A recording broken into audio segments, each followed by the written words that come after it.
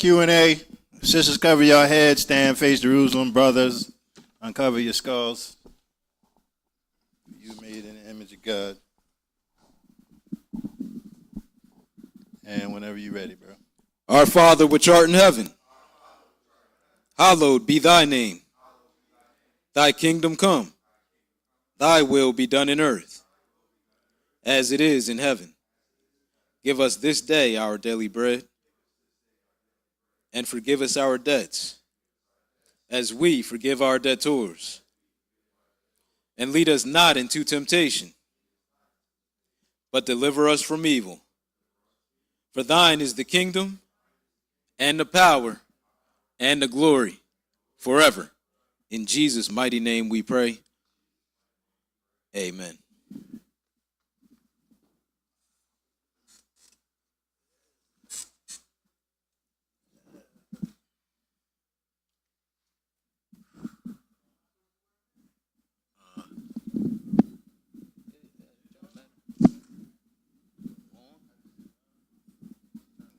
Yeah, I just turned mine on.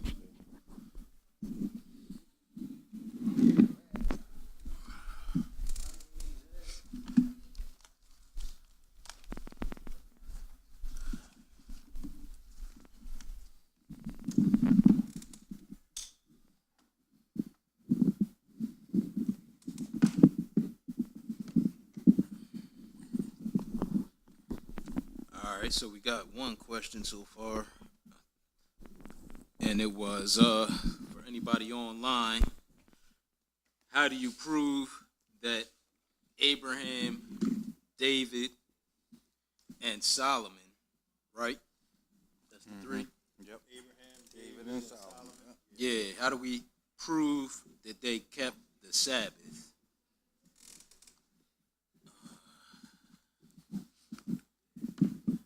I don't know if you wanted to start off or if you had something, but no, you had mentioned that. All right, so how do you prove Abraham, David, and Solomon kept the Sabbath? All right. That's the question, right? Huh? Yeah. That's your question, well, right? It came from you. You just didn't ask it. You didn't hear yet. Somebody asked it for you. All right. Like, that's my question. No, we got the same question, sis. Huh?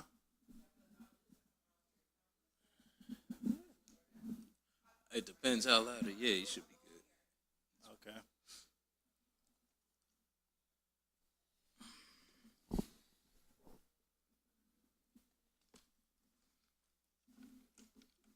All right. You ready, sis? Paying attention? You ready? Oh, okay. Making sure you was ready and to answer your question. All right. So the question yet again for everybody watching is, how do you know that Abraham, David, and Solomon kept the Sabbath? Correct? All right. So let's first see where you even see the Sabbath being talked about, or when it's given to as a people. All right. Or as a whole, should I say. Given to Israel as a whole. All right? So, when we understand, we're just going to read it real quick here in Exodus chapter 20. All right? And pick it up at, read verse 1 and then 8 through 10. Or 8 through 11. Exodus 20 and 1.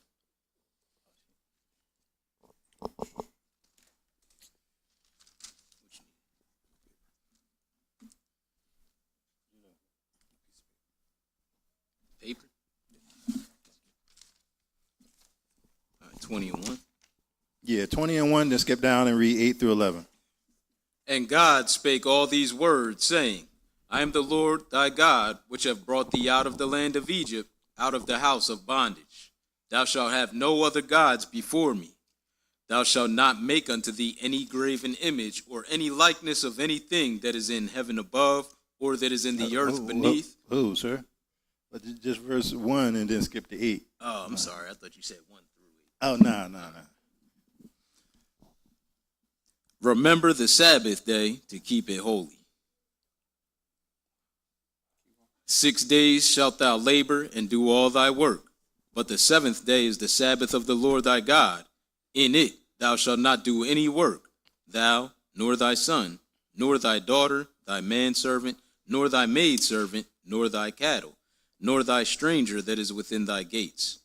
For in 6 days the Lord made heaven and earth, the sea, and all that in them is, and rested the seventh day. Wherefore the Lord blessed the Sabbath day and hallowed it. All right. So we see that this is when God gave the Sabbath day to Israel as in a whole, right? And then the question also was, well, how do we prove that Abraham did it, right? Mm-hmm. So as a whole, I wouldn't say the whole nation didn't have or everyone didn't have his laws at that time, but some people did. And Abraham was one of them that had his laws, all right? So, or his commandments, right? So let's go to Genesis chapter 25. Or is it 24? 26. 26. All right. And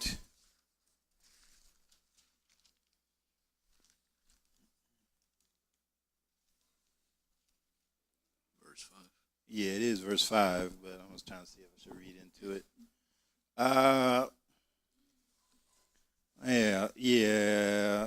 Just might as well read into it.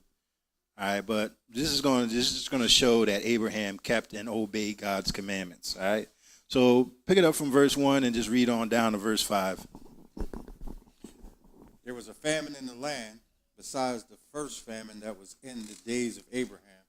And Isaac went unto Elimelech, the king of the Philistines, unto Gerar. And the Lord appeared unto him and said, Go not down into Egypt, dwell in the land which I shall tell thee of. Sojourn in the land, and I will be with thee, and will bless thee, for unto thee and unto thy seed I will give all these countries, and I will perform the oath which I swore unto Abraham thy father. And I will make thy seed to multiply as the stars of heaven, and will give unto thy seed all these countries.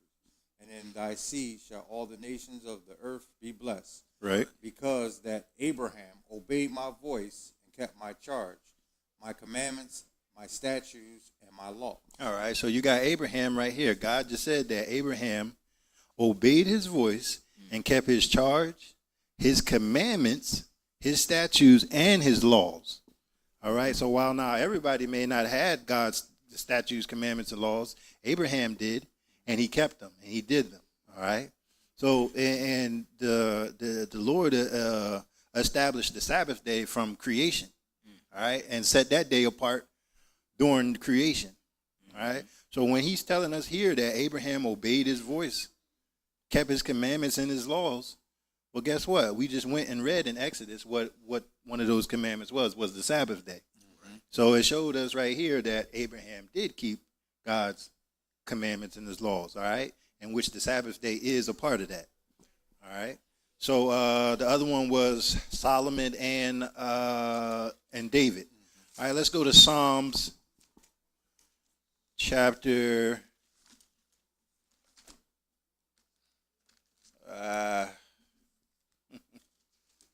plenty of chapters. Yeah. 1:19. 1:19. Oh yeah, 119 is everything in there. There in the lesson. That's where I thought you were going. I was gonna go there, but then I thought I was gonna find one in 27 first.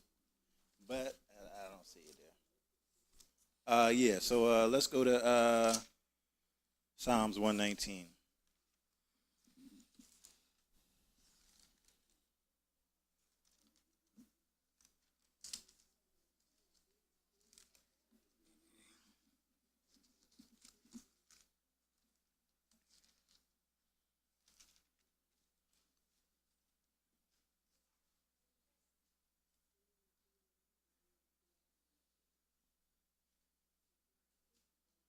Yeah, pick it up at verse 1.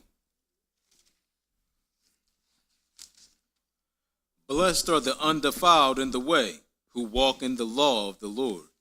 Blessed are they that keep his testimonies, and that seek him with the whole heart. Mm-hmm. They also do no iniquity, they walk in his ways. Right. Thou hast commanded us to keep thy precepts diligently.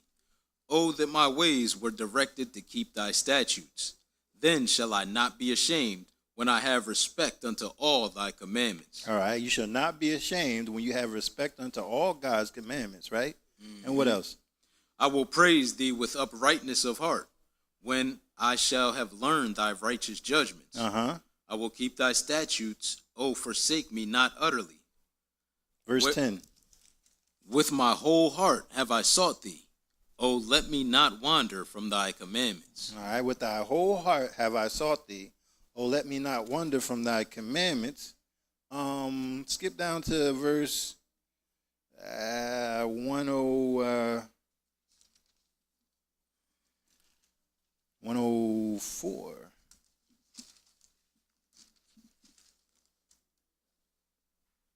Through thy precepts I get understanding. Therefore I hate every false way. All right. So through thy precepts or his laws, you get understanding, his commands, right? It says, therefore I hate every false way. Well, guess what? To break the Sabbath is a false way. Right. All right. Go to, now read 105. Thy word is a lamp unto my feet and a light unto my path. Exactly. So if you follow, verse 113. I hate vain thoughts, but thy law do I love. See, thy law do I love. All right. He's saying all these things that David loves. He loves his law. All right. And oh my God, how did I forget this? Verse 67. Before I was afflicted, I went astray, but now have I kept thy word. Hey, now have I kept thy word. Good stuff. All right. Verse 71. It is good for me that I have been afflicted, that I might learn thy statutes. And verse 72. The law of thy mouth is better unto me than thousands of gold and silver. All right. Hold on. 97. Oh, how I love thy law. It is my meditation all the day. 98. Through thy commandments, thou, through thy commandments, hast made me wiser than mine enemies, for they are ever with me. I have more understanding than all my teachers, for thy testimonies are my meditation. I understand more than the ancients, because I keep thy precepts. That's what David did. He said, because I do what? Keep thy precepts. I keep thy precepts. Yes, sir. In other words, his laws, right? Yes, sir. All right. So this is David speaking here.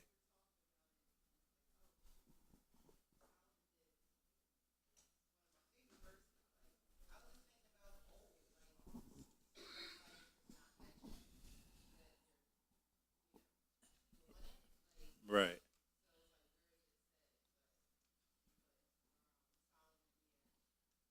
What's one of your favorite verses from Solomon?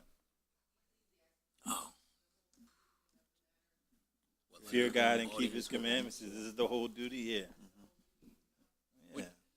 She answering her own question. That's what she's supposed to be doing.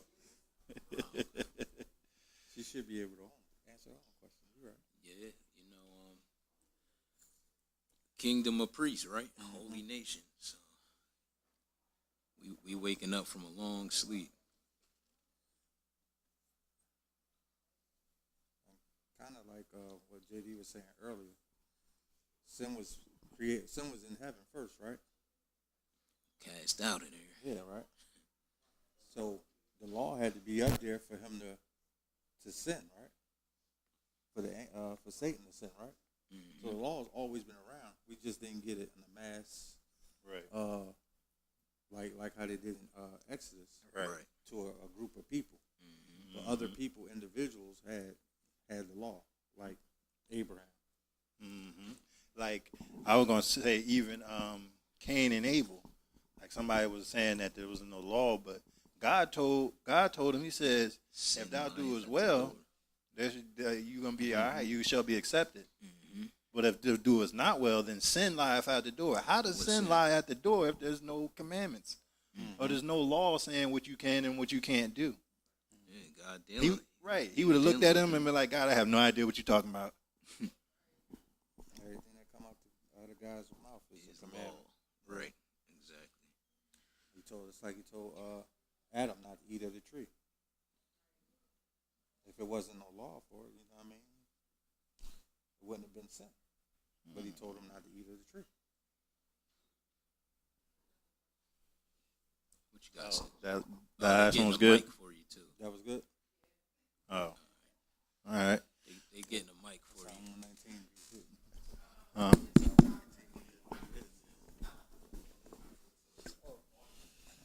Oh, nah, keep going, Sister Janelle.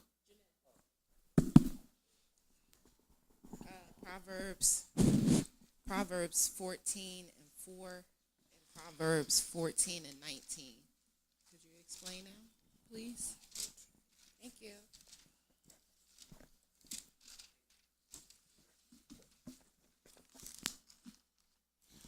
Proverbs 14 and 4.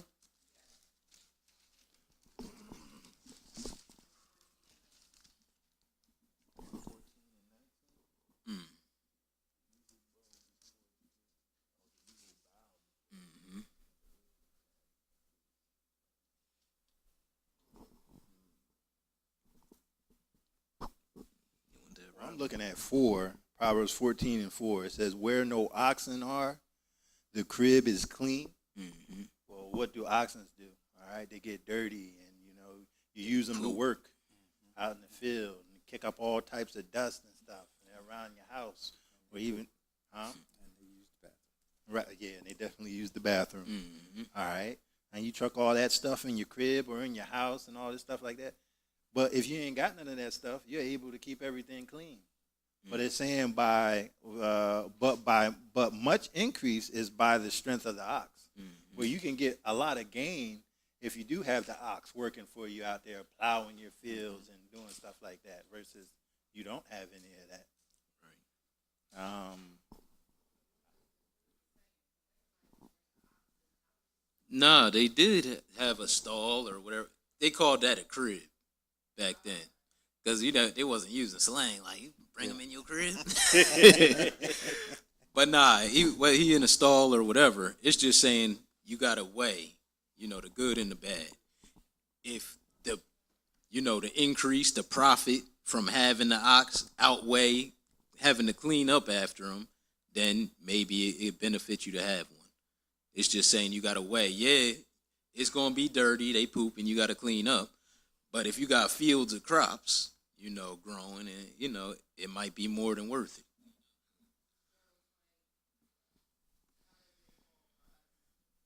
You got to consider, it take work. Like the Lord say, count the cost. I ain't trying to bro to you. Bro.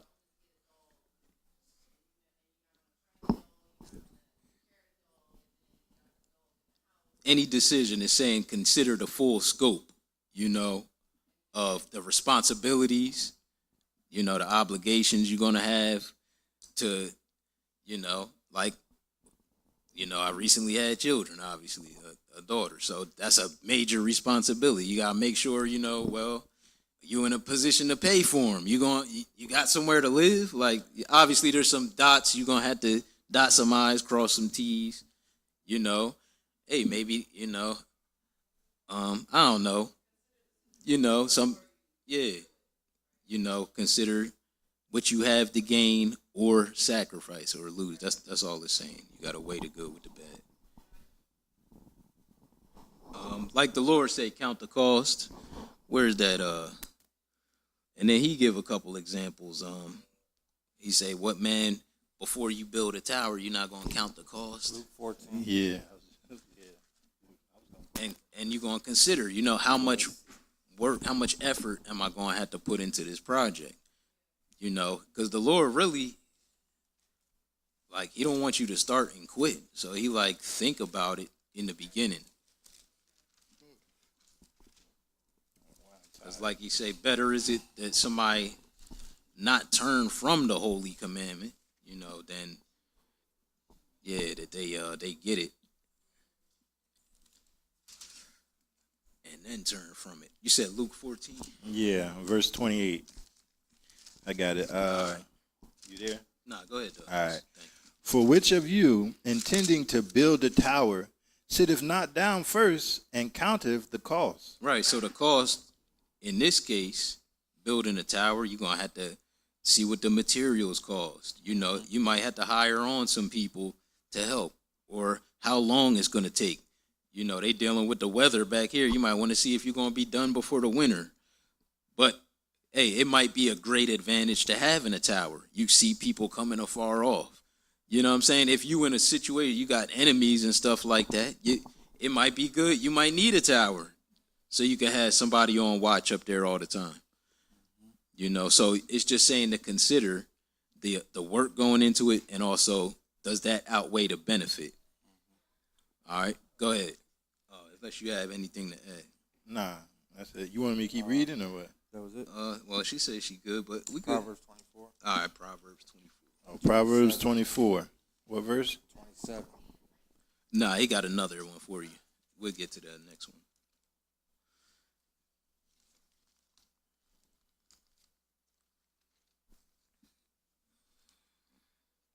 (24) and 27. 27. Proverbs chapter 24 and verse 27. Prepare thy work without, and make it fit for thyself in the field, and afterwards build thine house. So you're going to count that cost. It says, prepare thy works without, and make it to fit for thyself in the field. So you're going to make sure you weigh in all your options to make sure you get the required result. Right. And then afterwards, build thine house. You're going to make sure you got all the material. Make sure the ground is set right, that you can build on the ground. You don't want to build lopsided. a house and you can't build it on the ground. So you're going to count the cost of that. You want to make sure everything is perfect. Anything else? Nah, what was that? You said 19? 14 and 19. So that said, the evil bow before the good, and the wicked at the gates of the righteous. So while we here, let's go over to Psalm 37. We'll take a look there. It ain't saying much, different than it says all throughout. Like, I'm still, that ain't necessarily showing their destruction. Let's look at the Psalm 37.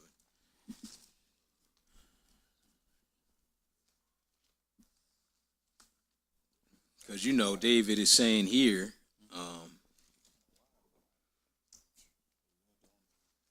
not to fret because of the wicked. Don't worry about what they on, because their time is coming. So he talks about also in another place, it must be 73, but he going to deal with it both chapters, how his foot had almost slipped, worrying about them, what they, getting away with or gaining in this life. And then he had to consider their end. And he like, man, thank the Lord, he brought him back to a sound mind. So that's all really is saying. In the end of the matter, the wicked shall never be renowned. To see the evildoers, they're not going to inherit the earth. They're going to be the ones bowing down. Like, I know we just came. Let me show you one verse while we hold this spot and go to Revelation 2. I'm sorry. It's either 2 and 9 or 3 and 9. It's one we know, we read a lot. But just as an example, since to talk about bowing down, we're going to look at this one.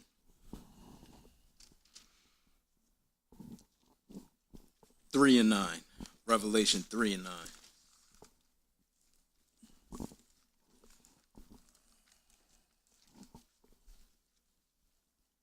Revelations 3 and 9. Behold, I will make them of the synagogue of Satan. Sound like they wicked, right? Yep. So that's what he said. He's going to make the wicked to bow down. He's going to make them of the synagogue of Satan to what? Which say they are Jews and are not, but do lie. Behold, I will make them to come and worship before thy feet, and to know that I have loved thee.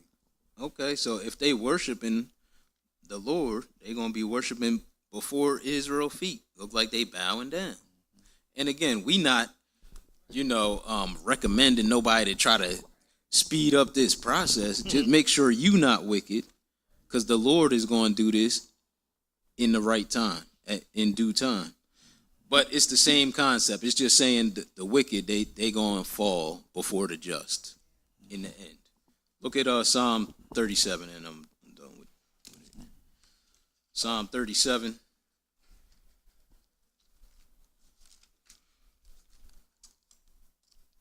And pick it up at verse 37. Psalm 37 and verse 37. Mark the perfect man, and behold the upright. For the end of that man is peace. Mm-hmm. But the transgressors shall be destroyed together. The end of the wicked shall be cut off. Oh, see, it's talking about the end. They're going to be cut off. Skip up to verse 32. The wicked watcheth the righteous, and seeketh to slay him. So right now, the tables is turned. It say, when you turn from sin, you depart from sin, you become a prey. People plotting on you, But in the end, let's see because it say the wicked watcheth the righteous and seeketh to slay him. What?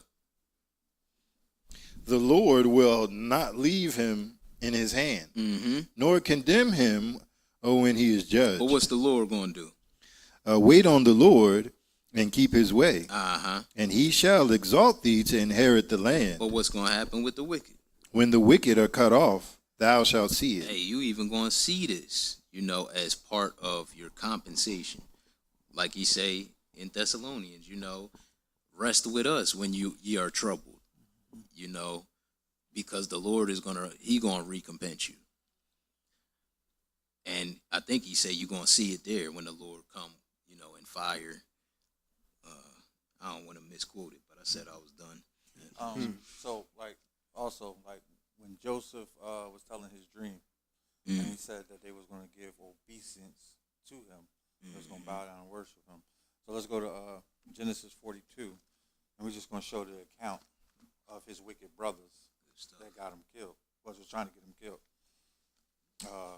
How they was going to give obeisance to him at the end. 42, 1 through 6. Now when Jacob saw that there was corn in Egypt, Jacob said unto his sons, why do ye look upon one upon another? And he said, behold, I have heard that there is corn in Egypt. Get you down thither and buy for us from thence, that we may live and not die. And Joseph's 10 brethren went down to buy corn in Egypt. And we know his brethren was wicked, and they sold him into the hands of the Egyptians, the Potiphar. Right? Keep going. But Benjamin, Joseph's brother, Jacob sent not with his brethren, for he said, lest peradventure mischief befall him. So the sons of Israel came to buy corn among those that came, for the famine was in the land of Canaan. And Joseph was the governor over the land, and he it was that sold to all the people of the land. And Joseph's brethren came and bowed down themselves before him with their faces to the earth. And they was wicked because they wanted their brother gone. You know what I mean? Because they knew they would have to give obeisance to him. But at the end, God's plan came out to be where they still gave obeisance to him. Yeah. And bowed down to him. And that's what them wicked people are going to do. They're going to have to bow down. Even then, and later on in the future. Because every knee going to bow at the name of Christ. He said every knee going to bow. No, I ain't going to make it do it now. I know. Yeah, I mean, they ain't error with that. I'm like, that's what you want, that reward? Like when the Lord do it, the whole world it's gonna be righteous. You know what I'm saying? Like you been and walked off that corner and got locked up. Like you ain't got no power without the Lord behind, and he done told you why we under these curses. Yeah, wrong place. That's what you want to trade, and then a lot of them don't seem to know about the resurrection and salvation. They looking to be ruling over a fleshly person, and when the Lord come back, like it's something much greater on the line. Ain't anybody even worried about that part. I wonder how they convincing the people to kiss their boots in the first place. Yeah. Some people genuinely want to humble themselves before the Lord. They don't know how to do it. They seeking, they might, I don't know, man. But that was good for you, sis. Yeah, praise God. All right. Got a question. What's your question, sir? Barry White. So I got a question. Psalm 74 and 14. What does that mean? Barry James is. Barry James. Psalms what? 74, 14.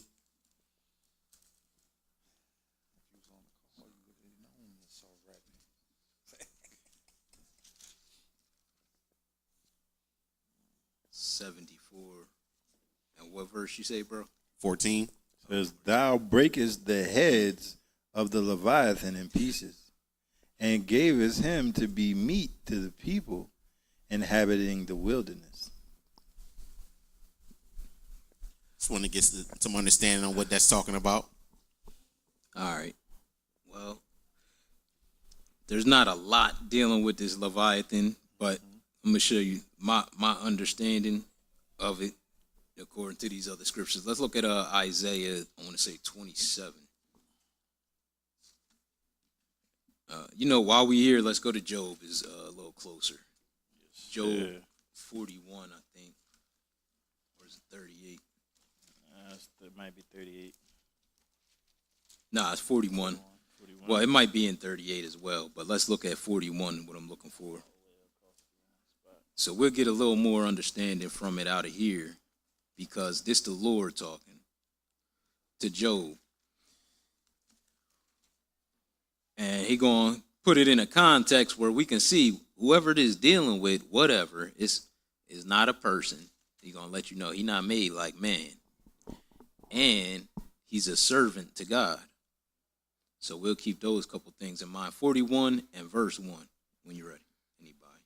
Canst thou draw out Leviathan with the hook? So he asking Job about all the things. Can you do this? Can you do that? Things that God do. Job don't know nothing about. And this is one of them. Can thou draw out Leviathan with an hook?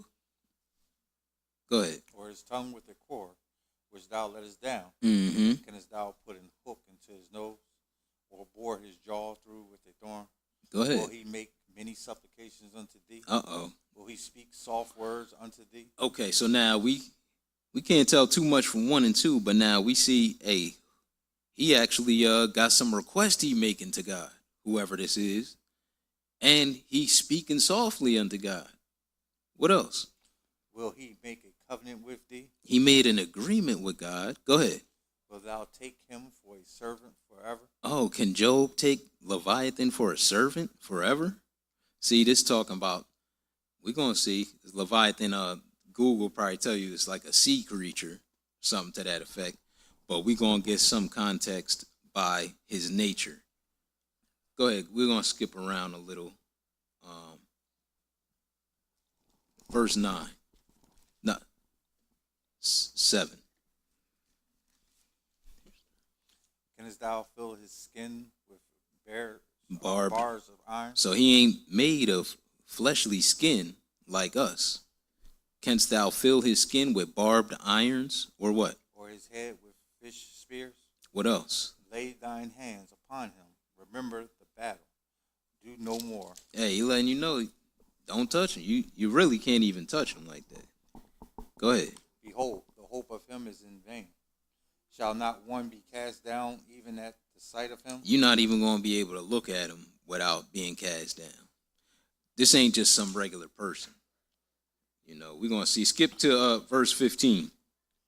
His scales are his pride, shut up together as with a closed seal. So his skin is shut up tight like armor. And they say it's his pride. Now we can read about another individual made of some different ingredients, some different elements, and he was full of pride as well. But let's skip over to verse 33. Upon the earth there is not his like, who is made without fear. Oh, so he not like man that got fear. It's letting you know now he's speaking soft unto God and making requests unto him, but really he not scared like people are. Go ahead. He beholdeth all high things. What is he? He is a king over all the children of pride. Now, we can read also about the serpent, and we know that he, the devil, was a liar from the beginning. He's called a murderer from the beginning. You got to be doing something a long time. You're going to be named as like the father of it. So, or the king in this case. It say he's a king over all the children of pride. So who is this dealing with? Yes, sir. Let's go over to Isaiah chapter 27.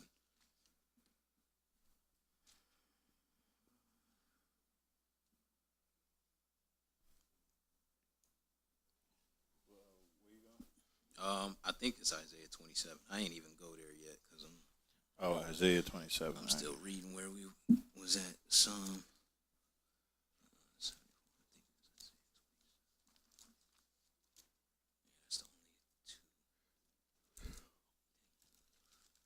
And pick it up at verse 1. Verse 1? Yeah. Isaiah 27 and verse 1. And that day the Lord with his sword and great strong sword Mm-hmm. shall punish Leviathan, the piercing serpent, even Leviathan, that crooked serpent. Uh-huh. And he shall slay the dragon that is in the sea. He gonna slay what? The dragon that is in the sea. We know that title from somewhere too, don't we? Mm-hmm. So now it say it even call him crooked, you know. So in the Lord we see punishing him. This is upon his return. Let's make sure. Verse 13. Verse 13. And it shall come to pass in that day that the great trumpet shall be blown. Okay, so we dealing with the same time that is mentioning this Leviathan being punished and the Lord doing it. So it said that in that it shall come to pass in that day that what? That the great trumpet shall be blown, and they shall come which were ready to perish into the land of Assyria, and the outcasts in the land of Egypt, and shall worship the Lord in the holy mount at Jerusalem. All right, so we know this dealing with the Lord return. This is the seventh trump. That's that great trumpet being blown. So he gonna come and deal with some individuals. Let's go over to Revelation 19.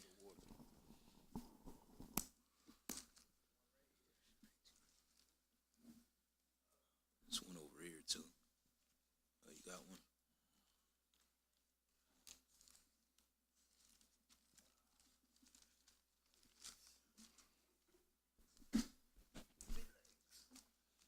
Revelation 19 and 19.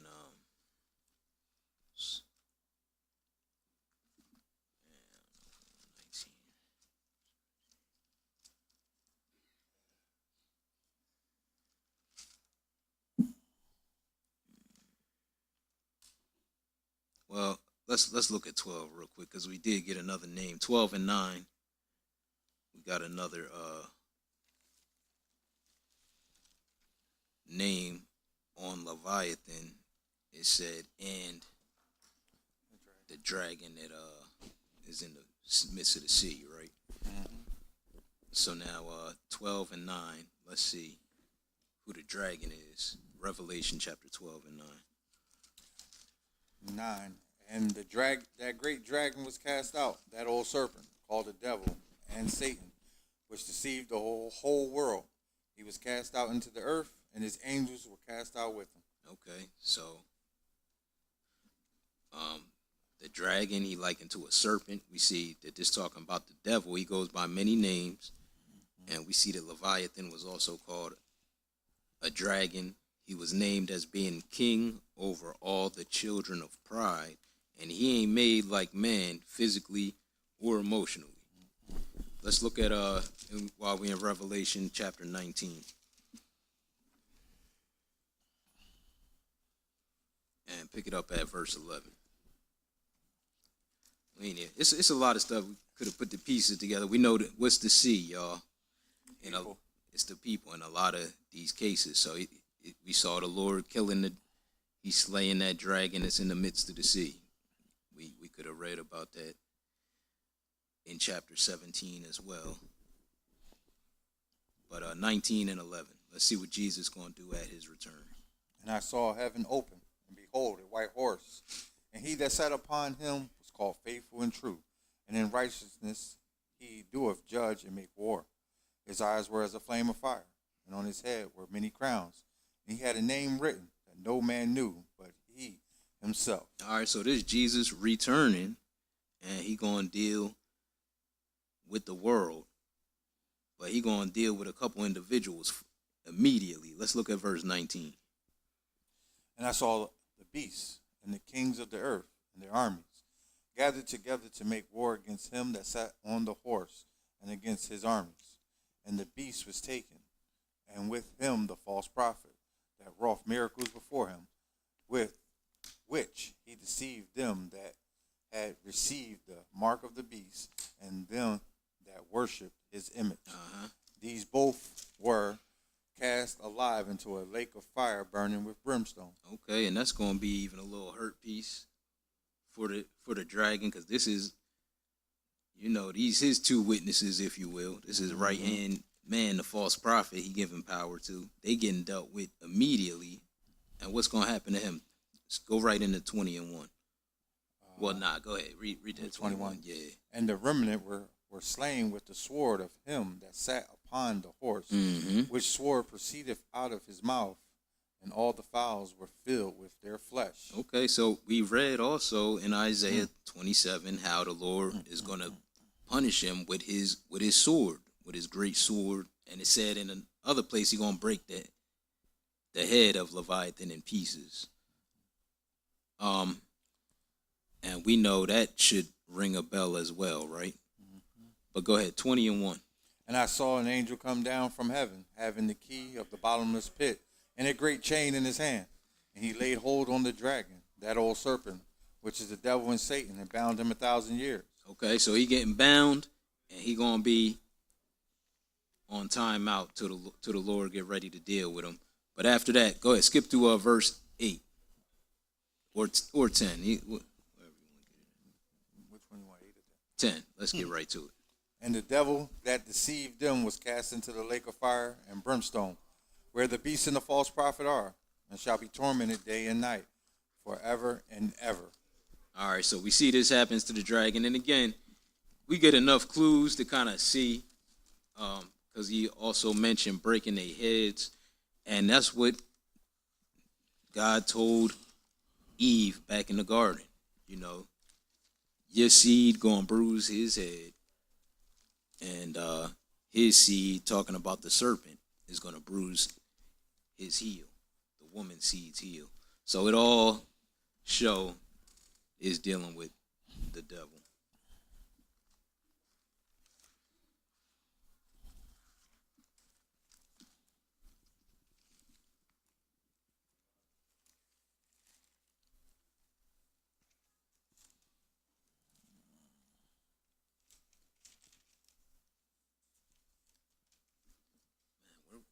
Where was the original scripture? Psalm 74. Psalm 74.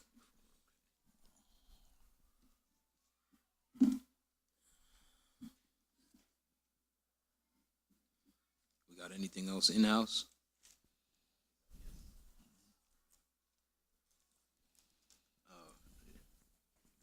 And y'all had anything for that? I know it ain't a lot of Leviathan. The only other Leviathan would be in that 104. Oh, okay. It's Yeah, we 26. should have read up a little higher. oh yeah. But it say it right there in verse 12. Let's go back then. I'm right here. And we still here, James. All right, 74. And verse 12. It says, "For God is my King of old, working salvation in the midst of the earth. Thou didst divide the sea by thy strength. Thou breakest the heads of the dragons in the waters. Thou breakest the head of the Leviathan in pieces, and gavest him to be meat to the people inhabiting the wilderness."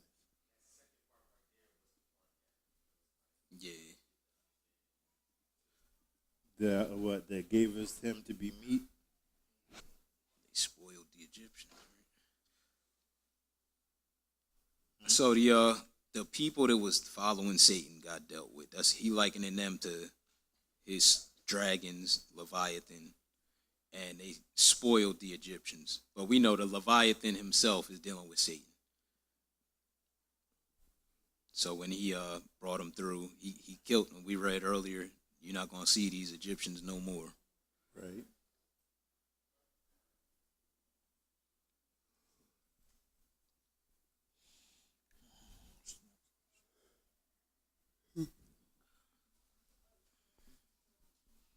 With the mic, You saw? we got the mic out there. Sister. She got a Oh, question. okay. Oh, got a question. Yeah. Did you have a question? You still. But if your question is related to his, then you can ask it now. I can go. Yeah. Okay. All right. So my question is, do angels have a separate law to keep, other than like, obviously they can't follow the Ten Commandments? So is there a separate law for angels?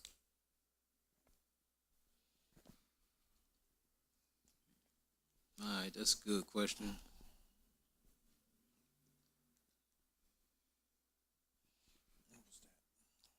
I don't know if y'all want to start off with that, but everything God say is law. So he got laws that apply even in the commandments he gave to man. They don't all necessarily apply to everybody, but he cover all his bases. So some gonna just apply to women, some apply to the priests, some apply to the land, how to do business in the land. That's why I hate when people be like, oh, farm the 613 commandments. Like, well, how many even apply to you? So, all right, now here. What you got, another part? No, we were just talking about it says how they overcame. Yeah, You know what I mean? Like, what did they follow to overcome? Oh, you talking about in the Law. blood of Revelation. Jesus. You Yeah, talking about- Revelation. Let's look at the something. water over there? Hebrews, yeah. Let's stop off in Hebrews 10 real quick. Hebrews chapter 10.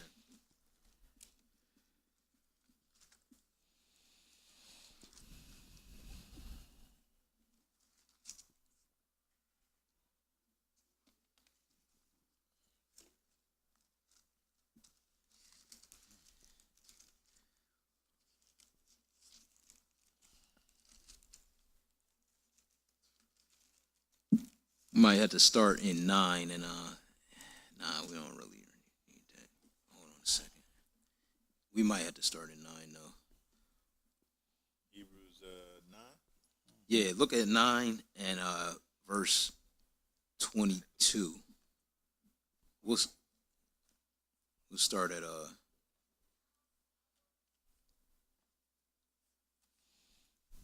start at 20.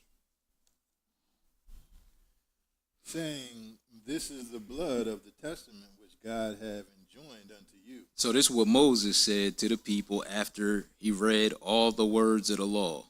Go ahead. Moreover, he sprinkled with blood both the tabernacle and the vessels of the ministry. And almost all things are by the law purged with blood. Okay, so if we dealing with the laws of God, whether they apply to man or if he got a law for the angels, I can't say I can point at a scripture and say that, but we know that we read that they overcame the adversary, the accuser, by the blood of the Lamb and their testimony, right? So it say here, and almost all things are by the law purged with blood. By the law. And we know he had sacrifices set up to show that. But even when he had Moses to build this tabernacle, he told him something to let us know it's not just representing what you see on earth. Mm-hmm. Go ahead, my bro. He said almost all things are by the law purged with blood and what? And without shedding of blood is no remission. Uh-huh. It was therefore necessary that the patterns of things in the heavens. Oh, the patterns of things in the heavens, which we can't see, is the third heaven up there with God. It was necessary that the patterns of things in the heavens should what? Should be purified with these. Oh, with the type of sacrifices God had given to them. He said it was necessary that the patterns of the things in the heavens should be purified with these. But what? So yeah, this dealing with the earthly things being purified or purged by the blood of bulls and goats. But he's saying it's patterned after stuff in the heaven. But what? But the heavenly things themselves with better sacrifices than these. Oh, so even the heavenly things themselves. So now what is that talking about? I'm going to ask y'all. Well, if you was to venture to guess, it's okay to, verse 23, it says, it was therefore necessary that the patterns of things in the heavens should be purified with these. Talking about the sin offerings on earth. That's how they purified the physical tabernacle. But the heavenly things themselves with better sacrifices than these. Because remember, he told Moses, when you make the tabernacle, you got to make it exactly how I'm telling you. Because it's patterned after things in the heavens. That's what he say a little earlier in the chapter. So what are the heavenly things that needed to be purified? All right. Say again. What things? Clean and unclean what? They're not purifying if the clean already clean. So let's look at what this stuff represent, the tabernacle and all of that. Let's go to the verse 1. Chapter 10? 9 and 1. 9 and 1. Then verily, the first covenant had also ordinances of divine service and a worldly sanctuary. For there was a tabernacle made, the first, wherein was the candlestick, and the table, and the showbread, which is called the sanctuary. And after the second veil, the tabernacle which is called the holiest of all. Okay, so now notice though, he say there was a worldly sanctuary. The only reason he need to say that is because there's a heavenly sanctuary. And the one that he told Moses to make is patterned after the one up in heaven that we ain't never seen. And the things that he's given Moses to do are also patterned after spiritual things. So, it's letting us know when we get a little further down. I was looking for it a little earlier in the chapter, but it actually might be in chapter 8.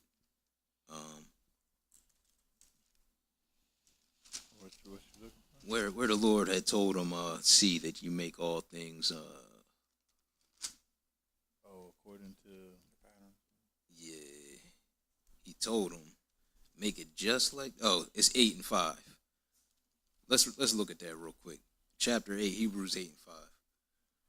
It says, who serve unto the example and shadow of heavenly things, as Moses was admonished of God when he was about to make the tabernacle. Let's see what God told Moses. He said, for see, saith he, that thou make all things according to the pattern showed to thee in the mount. So he's giving them very specific. When you go back to Exodus 25, the Lord is very specific about the dimensions, the materials, everything. So now back to chapter 9 and verse 23. If one of y'all brothers want to grab that. It was therefore necessary that the patterns of the things in the heavens should be purified with these. Talking about the blood of bulls and goats.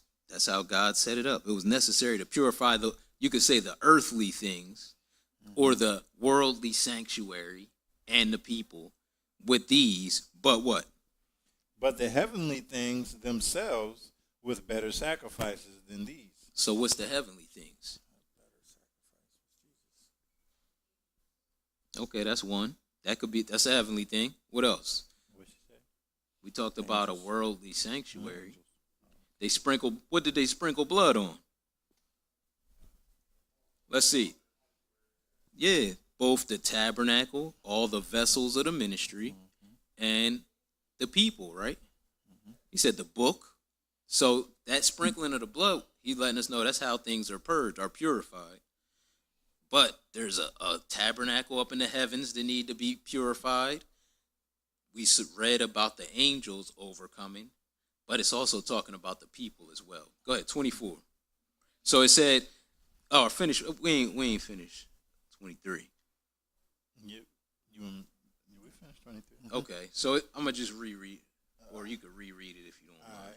It was therefore necessary that the patterns of things in the heavens should be purified with these, but the heavenly things themselves with better sacrifices than these. Go ahead. For Christ is not entered into the holy places made with hands, which are the figures of the true, but into heaven itself, now to appear in the presence of God For who? us. For us. Oh, that's part of the heavenly things. He appearing in the true tabernacle for us to really purify us. They sprinkled the blood on the tabernacle on earth. Hey, maybe the tabernacle in heaven, because he telling them this is patterned after stuff in the heavens. We see that they overcame by blood, but we know it ain't no blood. Flesh and blood can't inherit the kingdom. So it's really pointing at the plan of Christ's death,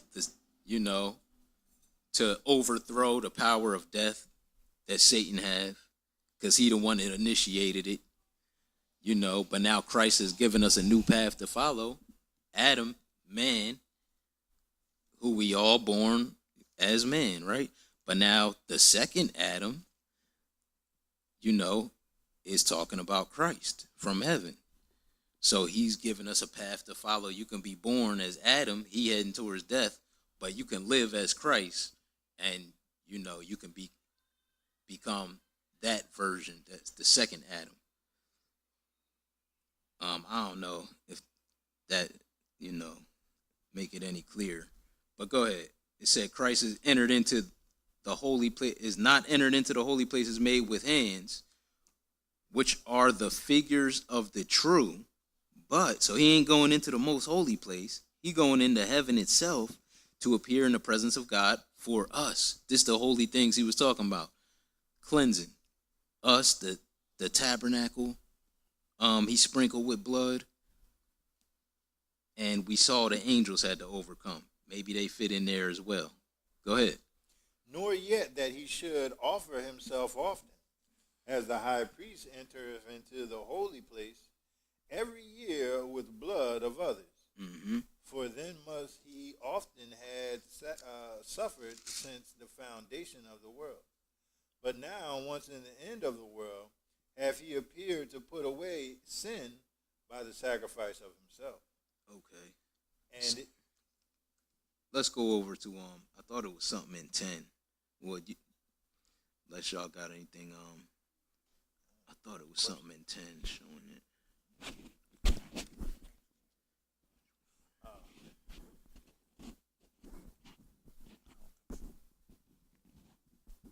Yeah, so it's partly to do with understanding that the things that God gave us, the sacrifices that was leading us unto Christ, it's already shadowed after something going on in the heavens. When we understand, because we only see down here, like with the animals, we'd be like, well, until somebody told it to me, I never considered the angels was made first, and that they got a lot of the animal faces and features. Maybe the animals was made after the likeness of the angels, but we just see what we see on earth. And when we look in the Bible, we see this tabernacle and stuff, but we don't see what's in the heavens. But it looked like really that already took place. Whatever happened up there, this is patterned after that, But we can't say much more than that. Let's look at the Revelation. Or I can't. I don't know if it's any other scriptures come to mind for y'all brothers. about what? How they overcame it, or there being a law for the angels or anything like that. Yeah, I mean, earlier. Yeah, Second Peter. They were. For God spared not the angel that sinned, though it's cast them down to hell and delivered them into chains of darkness to be reserved unto judgment. What's the judgment? The lake of fire. I'm saying, like, what are they being judged on? Oh yeah, yeah. We don't know. Was it the commandments, or you know what I mean? It definitely had to be a commandment of God. You know, now whether they have some extra stuff that don't apply to us, I can't say. But we know that what apply to us Well, apply because the only thing I can think of is Yeah. Deuteronomy 29. there you go.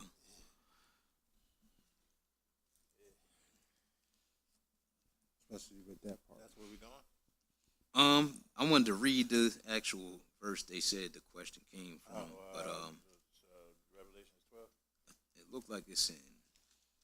Is it 5? That's where the question come from, right? Revelation 12.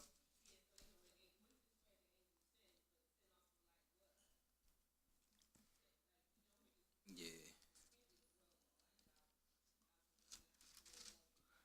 I mean, it could have been because the first 4 got to do with God. So even if they obviously put Satan above God, they had to break that to follow him. So they broke that. But whether or not they got some additional laws that don't really, we don't know. You know? What was the law Adam broke? Adam broke the law that he didn't follow whatever the Lord said, right? Whatever he said, basically. The law that the angels broke. They didn't follow what the Lord said. I said Because everything God says is everything that God says is law, right? So when Adam sinned, right, he said, "Do not eat of the tree," right? Yeah. That's law because he said, "Do not eat of the tree." Same thing with the angels. You're not supposed to follow Satan. Right.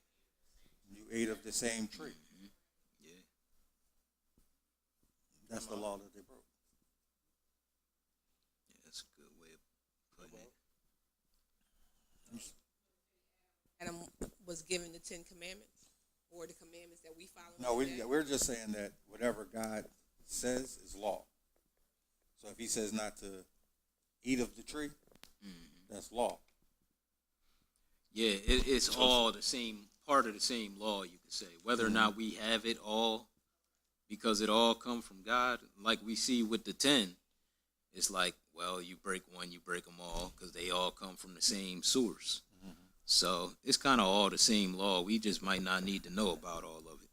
So, like with Satan, he said iniquity was found in him, right? Mm-hmm. So I'm assuming the iniquity was his pride. So when was he told that? Like, they would have known that pride was an issue, I guess, at some point. Yeah, I Do you mean, it see what I'm obviously, saying? it precede man, and all we see the war in heaven. We don't get a lot of details. Yeah. But for us to see his mindset back in Ezekiel and in Isaiah, you know,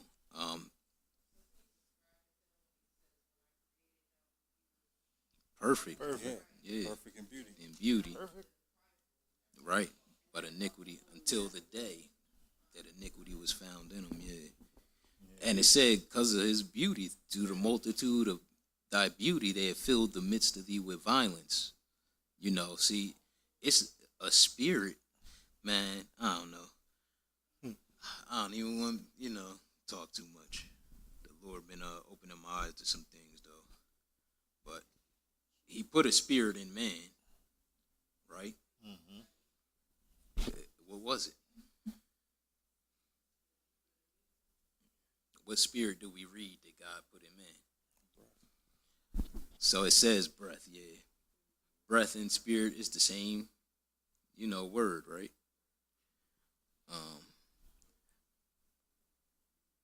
Yeah, I don't know.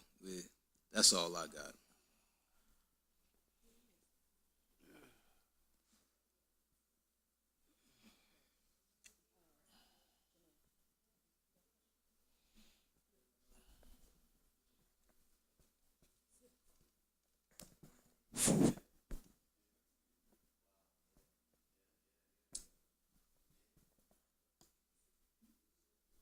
Got no questions, brothers out there? This is from your lesson, Brother Hezekiah. Jedediah. Okay. Okay, when you spoke about Matthew 14:25, the fourth watch, Yeah. what's the first watch? Does that start when the sun goes down? Yeah. So it starts when the sun goes down. So typically it's like at from 6 to 6, and you break it into 4 different parts. So 3 hours apiece.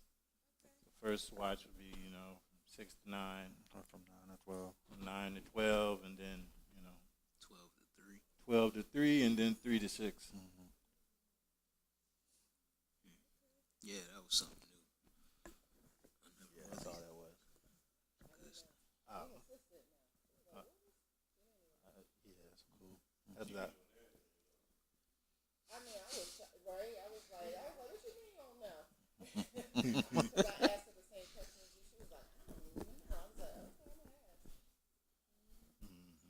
Yeah, that's all it was.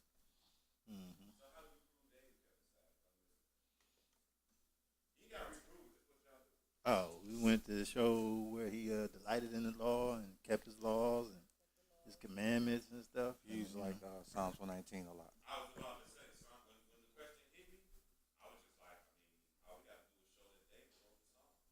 Mhm.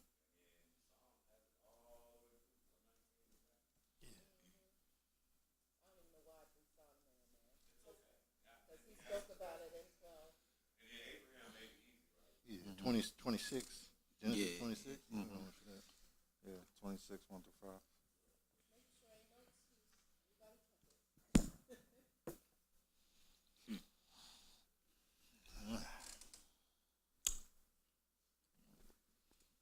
Nothing online. Nope.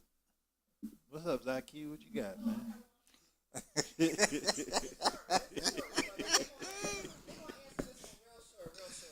Now, everybody knows the foods we're supposed to eat. Who? Foods. Yeah. Okay, so is it wrong if because things are expensive now, I'm just saying, and I got animals, I'm just saying, I ain't eating my animals, so can I give them unclean food? Yeah. I mean, Why would you even put it in the house? Asked her because a question I had that came in this week. So her question was, can she feed her dog pork? Right? Basically, you know what I'm saying? Can she feed her dog that? My question, as you guys answer that, is so I got a call this week, and the brother wants to know if he can cook bacon. He is about to work. Well, no, he is trying to get a job at the butcher shop. So he's gonna be cutting up all kinds of meats, and he want to know if I am sinning, if I'm cooking, cutting, selling, and serving pork bacon. That's exactly the question. Like, am I sinning? Not would you do it, Jedediah, because he already knew my answer. Because that's the reason why he called me. Because I've said before that I worked at a place where I stopped selling pork because I might as well be selling dope than pork. Like, that's how I felt about it. But he said, is it sin? So kind of just, I guess when you answer her question, if y'all could answer that as well. On the back end. Okay. Why you looking like that? So.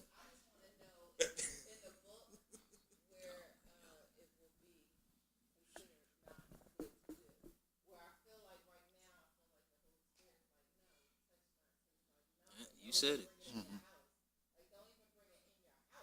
gotta touch it.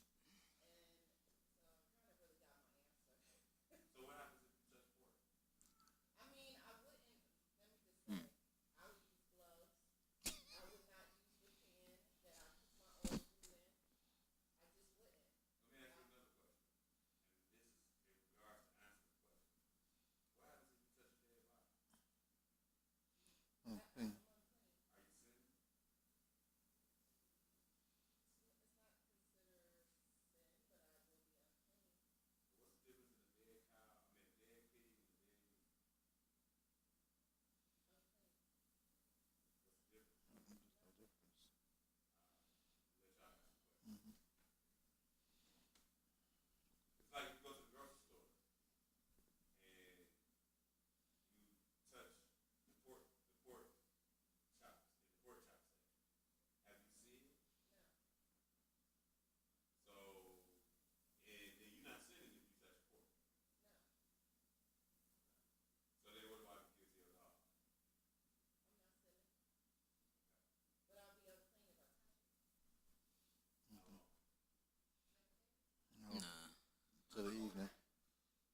What you feeding them dead human bodies?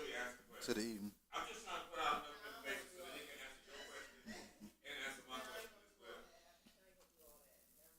You know, there's other things animals eat, like grain alternatives and stuff. I don't know what kind of is it. The dog, right? There's a lot Oh, more okay. animals out here that you can feed. Yeah, it's plenty. Of other Is the dog stuff that unclean? they eat, but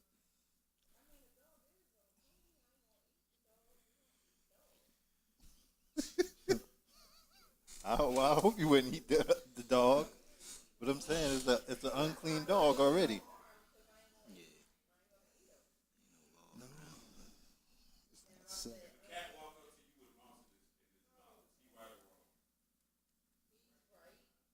He's right.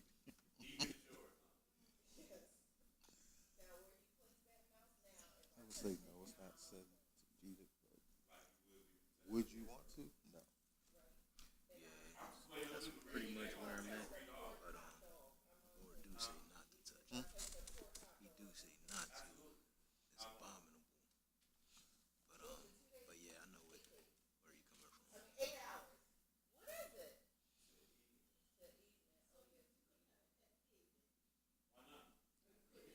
It said carcass. You can't touch the carcass.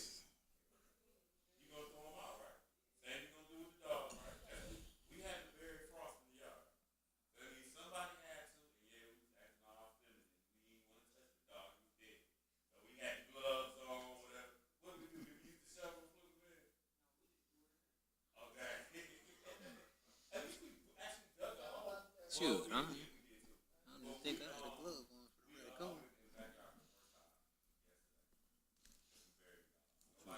I'm only looking at I was at numbers. Where y'all at?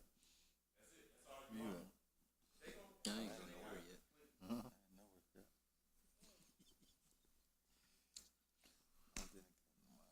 Well, I know y'all got to start off with the law or go say to what? it at some point. Let's start with the law.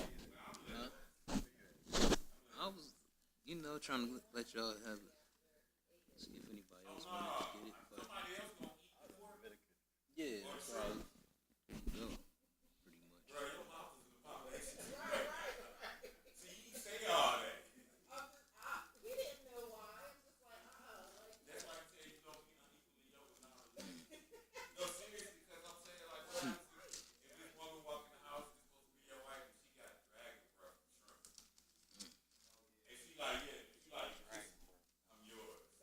I'm yours.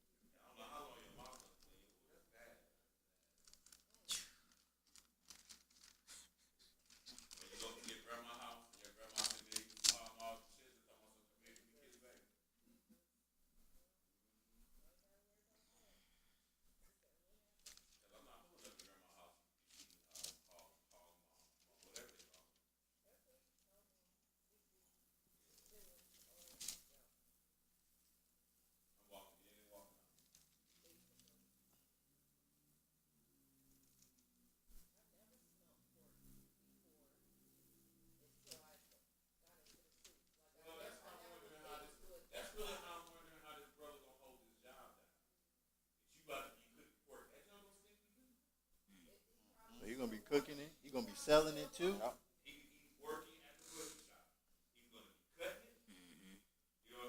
He gonna quit.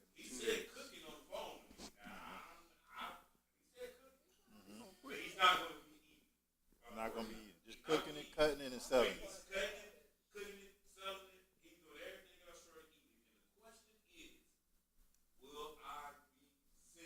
He a stumbling block.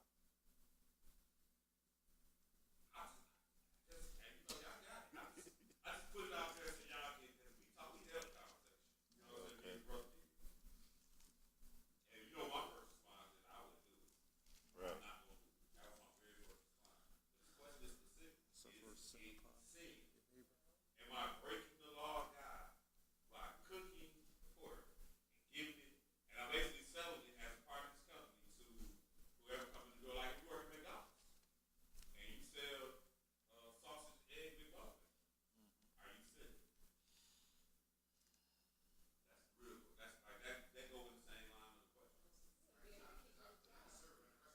Yeah.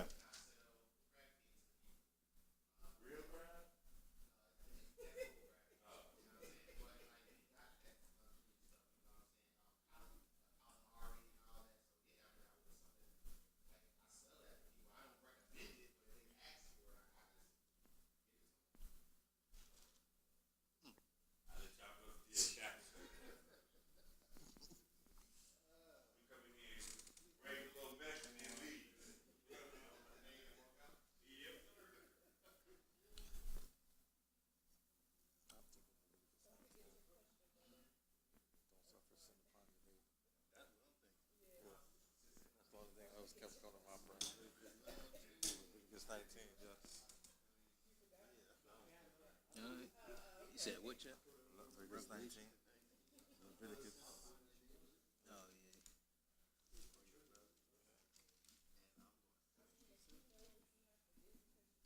That's Yeah, one of it's the reasons tough. why I stopped being a cook. I mean, hers with the dog. I think so. We already covered that aspect. We ain't really covered it like that. All right. All right. You can, but you know, you wouldn't want to. That means you got to bring it into your house.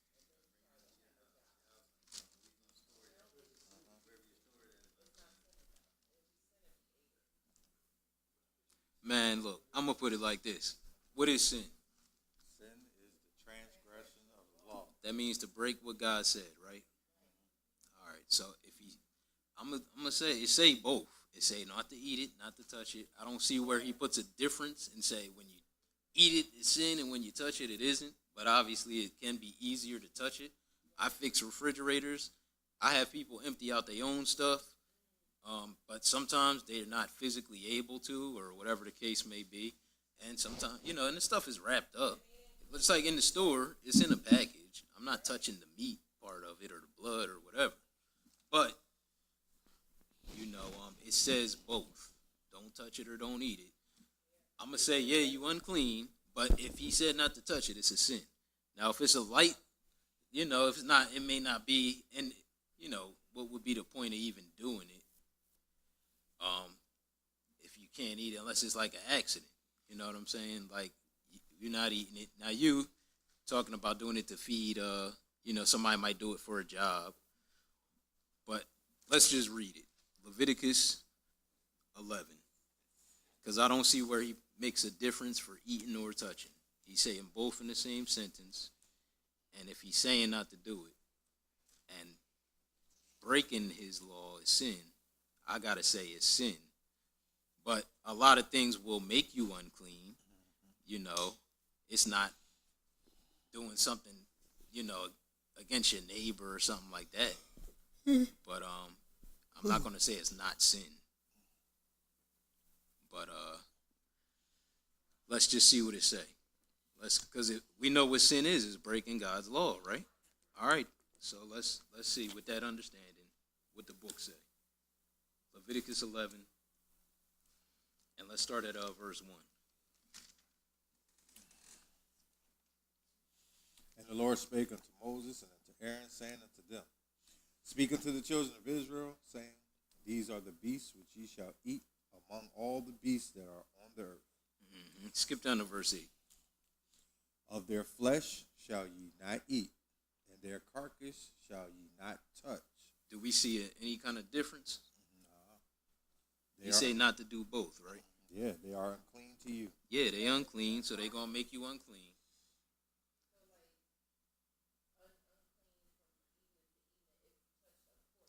Not from evening, from whenever you do it until the evening. So, if God say not to do it, what makes something sin?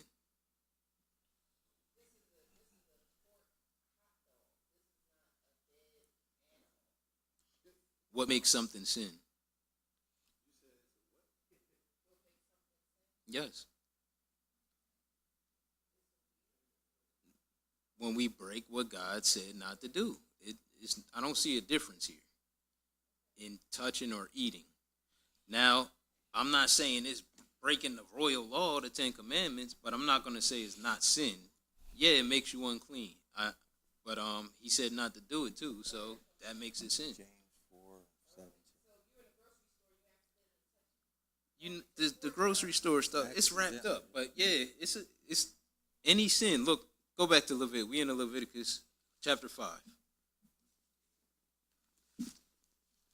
He gonna mention it here as well, I believe. And yeah, he say if you do it by accident, and he gonna let you know, yeah, you still guilty. But that's why we had a sin offering. It was always for accidental sin. Leviticus 5 and verse 1. I think it's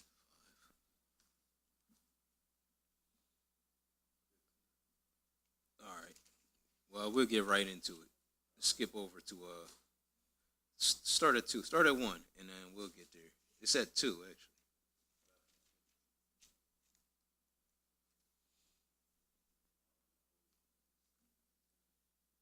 Leviticus chapter 5. I'll just read it. All All right. right. If a soul sin and hear the voice of swearing, as a witness, whether he have seen or known of it, if he do not utter it, then he shall bear his iniquity. His what? His iniquity. Is that mean sin? Yes, it does. Iniquity means sin. Verse 2. Or if a soul touch any unclean thing. What kind of unclean thing? Unclean thing. Any, right? Any. Go ahead.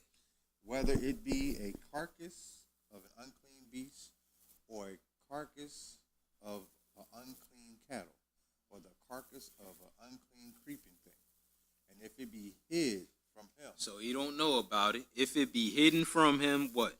he also shall be unclean and guilty. Looks like you qualify for both. But again, the Lord ain't saying you go into the lake of fire because you did it. He about to tell him what to do afterwards. But the point is, he still already told us not to do it. So it's making it sin if we do it. And I don't see him placing a difference between eating and touching. Although you could touch something by accident much easier than eating something. Right. Some people will try to set you up, though, so don't believe every word you hear. Oh, they got beef sausage now? Yeah. No. It didn't happen to me, but I seen somebody else get lied to. Yes. I'm going to read something to you. James 4 and 17. It says, therefore to him that knoweth to do good, and doeth it not, to him it is sin.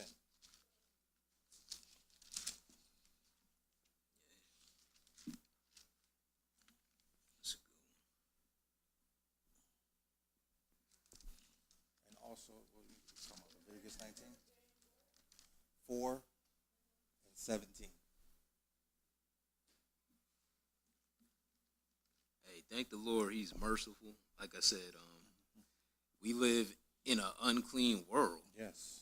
You know, and this is why Christ came and died. But he always been showing us that the intent is for us to serve God. You know what I'm saying? Even though he merciful, he done provided grace and, an offering for sin.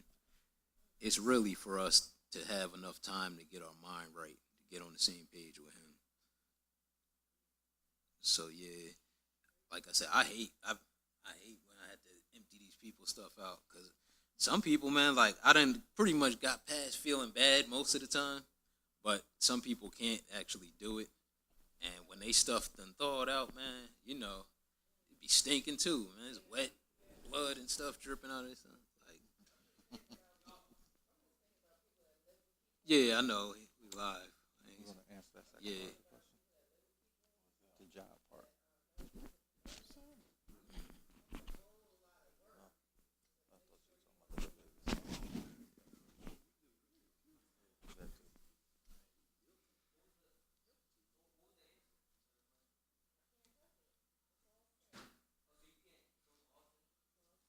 What we just read, ain't nobody say, it can't be done, but we just read it.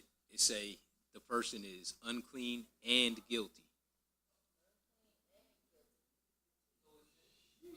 Yeah, it might not be breaking the 10, but he said the Bible just said it's sin. It said the person, Leviticus 5 and 2, if you touch it by accident, you're unclean and guilty. And then he say what to do. I'm not saying you going to hell for it. That ain't what the Bible is saying. But if God said not to do it, and transgressing his commandment is what makes something sin, then yes, it's sin. Nah, the touching it. Yeah. Right. They ain't got no law. They ain't even gonna understand the law if you try to give it to them unless you beat them for doing something wrong.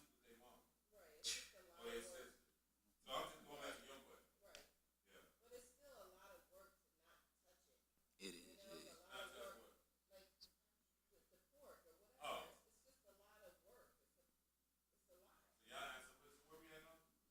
Um, we have read it already, but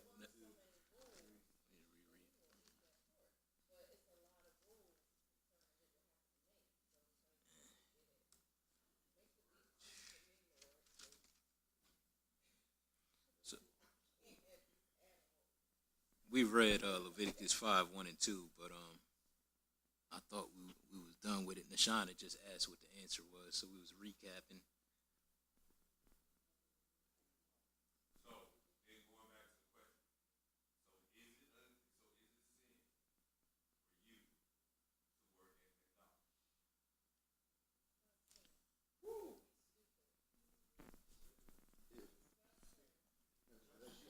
Just, you know what I'm saying? Be like, I ain't. Don't suffer sin upon your neighbor, right?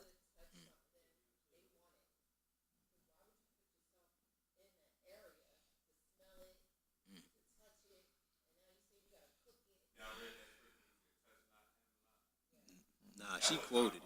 Nah, we ain't read it. She quoted it in the beginning. We did not read that. Yeah. But nah, we didn't read it. And nah, that's talking about traditions of man.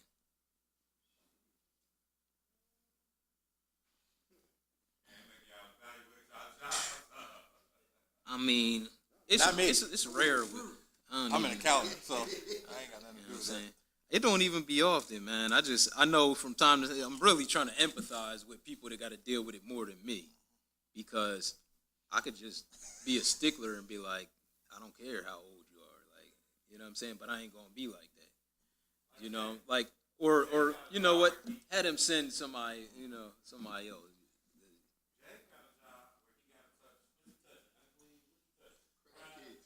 He actually he touched the plate.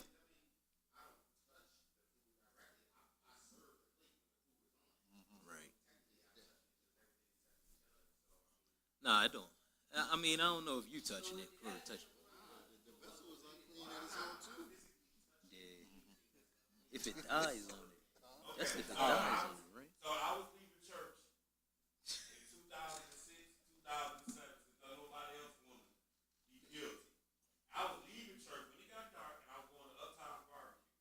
Mm-hmm. Uptown Barbecue is on Livernois, right off the lodge in Detroit. I was going to work, and after the Sabbath, guess how much I found shrimp was? $10. And guess who had to make the shrimp? I did. Guess how much a pound of ribs was? $10. Guess who had to make the ribs? I did. I had to touch all of it, so the catfish was sold, all of it. I understand. Now, I'm saying that so somebody can be guilty, so they don't be like, nah. I one day came to work and said, hey, my cousin in here selling this junk for $10. Like he on the block. I might as well be on the block selling dope. At least it ain't in the body. Right. That was what made me quit the job. I ended up like, bro, I can't do this no more. But the question is, because nobody told me I was sinning when I was doing it, meaning I was leaving Sister Quinaya house, where Brother Danny was, where Brother Martin, where Brother, all these brothers that was coming from Chicago. They know where I'm going to work at. You know what I mean? Meaning like, it's not even far from where we was eating at. This is where he was today. And I'm going over there, and I'm leaving from the church to go to the, shoot, man, this is pork heaven. I might have worked there for about 8 months. So the question is, was I sinning? You say we was I sinning Yes, sir. based off what law? What we just read.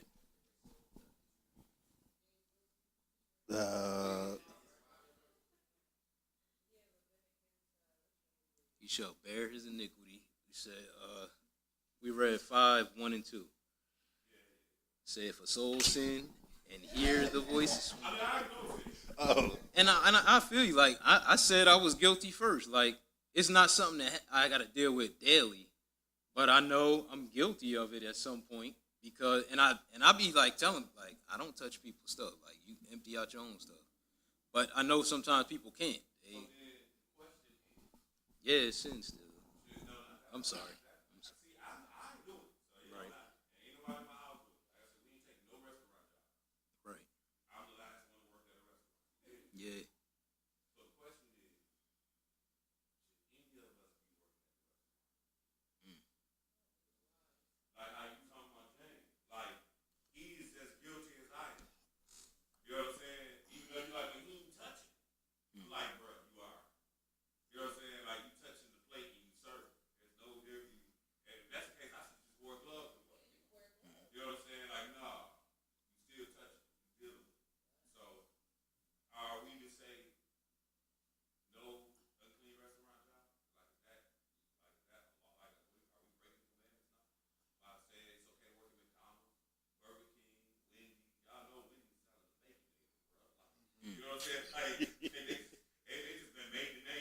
Yeah, right.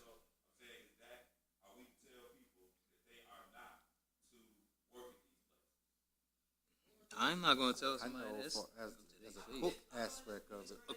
According to their faith, if you know, you might want to try to start getting out of there. You know, like that type of thing. I'm gonna tell them, but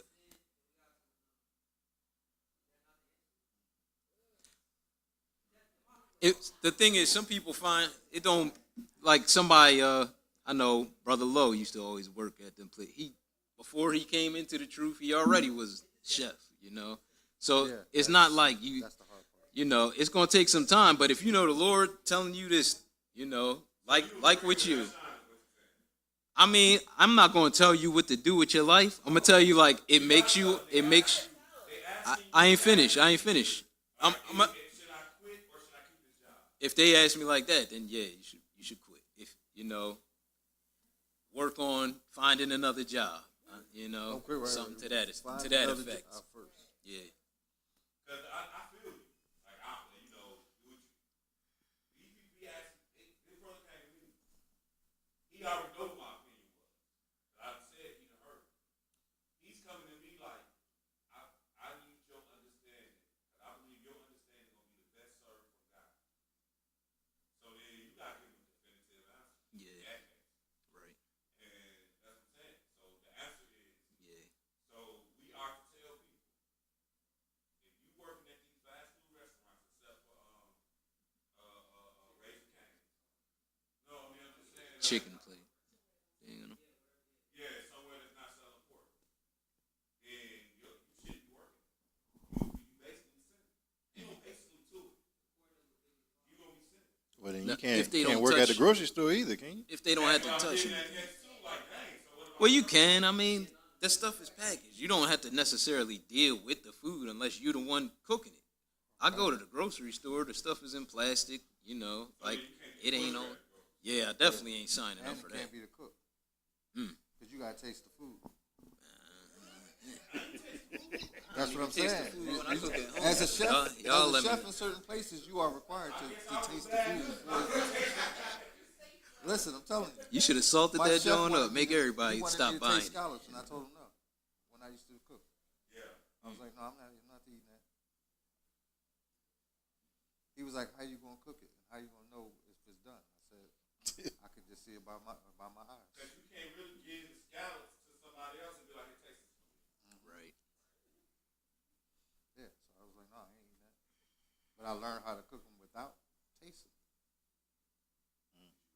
Yeah. Look at the customer face. I cook them joints, send them out, and if the customer like them, they're all right. Time.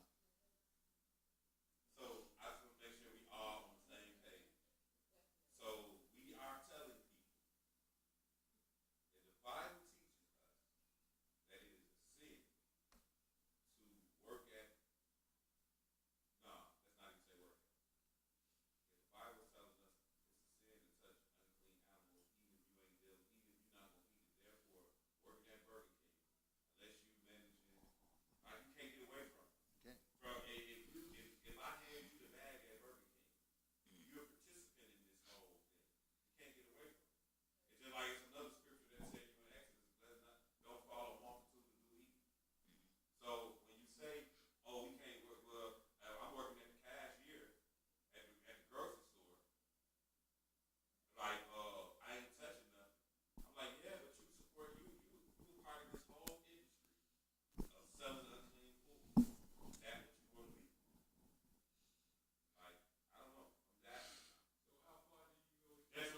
Yeah, I know.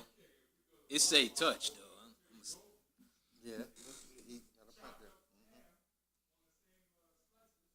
Yeah, that too, man.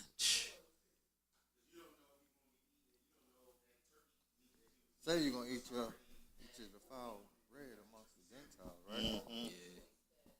So the reality is, the reality to answer your question, but not your question, because your question is the same question I'm asking. I'm just taking a long way to get there. If I know that Wawa been cutting pork on that joint and they about to cut my turkey, I'm not about to do. I'm not. The answer is no. If I go to Little Caesars and I know that y'all ain't clean your Yeah. little drink before y'all cutting all the things, my answer is no. I don't like if I'm aware of cross contamination. Yeah, exactly. My answer is no. But I'm gonna let you know, Keith. At what point do because really we can draw we can take everybody back to it's rooted in iniquity. You know what I mean? Like it gonna sound funny, right? But it's just like Amazon Prime, right? So Amazon Prime is movies, right? Mm-hmm.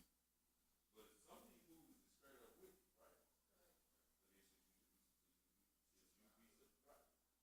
That's not. I'm not answering that question. I'm saying, like he's saying, where do we draw the line? Like where does it?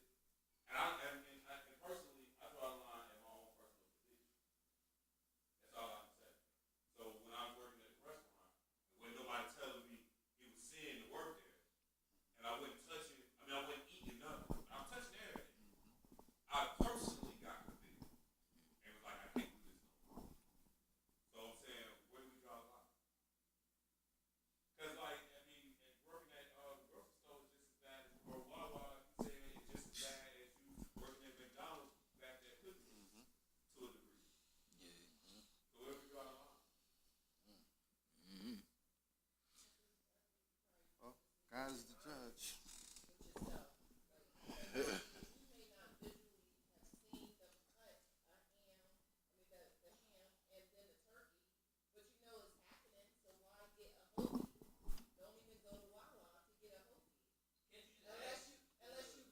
Yeah, they clean it. You can ask them to clean it, not cut it. You know, it be out. But I know what you mean, man. I don't know because if that's the case, then you can't buy no meat from the grocery store. Right. It be in the same thing in the same bun. The butcher shops, there really ain't even a lot of butcher shops like that. Like I know in Cousins Market where I shop at, they got a whole section where pork is away from I've every been other. into a store like that. You know what I mean? So You know, that's because we so Muslim out here. yeah. Yeah. But the rest of the U.S., No. like Islam ain't. Yeah, especially It's a down thing south. here. You know what I'm saying? Like on Friday, y'all gonna see. I seen Muslims at the bus stop. You dig what I'm saying? Like you gonna see them here. You ain't gonna see that nowhere else in the country. So it's not. Ain't doing that everywhere. I know. I'm just saying that. That's why the Israel guy started the meat house in the late '90s. For that purpose alone, because they were saying all our meat is contaminated. And that's another one. So that was like a butcher shop as well, right? What I understand, it ain't even a lot of butcher shops, so who knows if they cutting it with the same cleavers and stuff they cutting the unclean stuff with. But like you said, that's a good point. What's outside of my awareness, you know, that's out of my control. But we know the Lord's searching the heart, and when we know, you know, it's a level of obligation.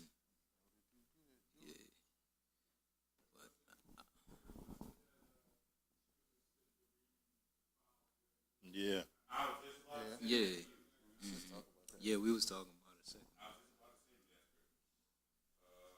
Yeah, we know we're gonna eat Jeremiah. our defiled bread amongst the Gentiles, but we need to Oh, okay. Oh, yeah, man. make sure we ain't doing it on Right. On purpose. purpose. Ezekiel. But 4 and 13. You know what's crazy is once he said the chapter and verse, I'm like, that's what they got printed on the Ezekiel bread. But I'm like, man, you know people don't be reading their Bible. If you can put Ezekiel 4:13 on some bread and still sell it for twice as much as bread sell for, Because if they just went back and read the ingredients in the Bible, what, they got dung in this bread?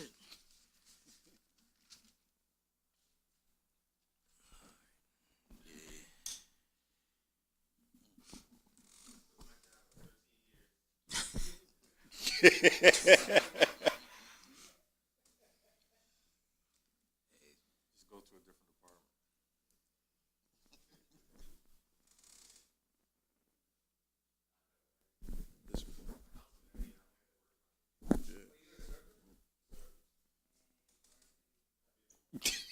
If you've been there that long, you know, you might be able to maneuver a little easier, have some seniority. You know who to talk to in another department or something, maybe. So I got out of the kitchen.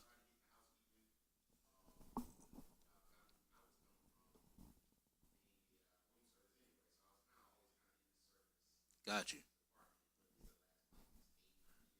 Okay. I do understand his pain because I was a dishwasher, cook, all that. So Yeah, shoot. even the dishwasher, you still got to touch. Many jobs, man. I used to be a Gotta touch dishwasher. that stuff. So. Yeah. I wasn't in the truth yet, though. No, I wasn't either. I know how it goes. What we gonna do, Ezekiel 4:13? Yeah.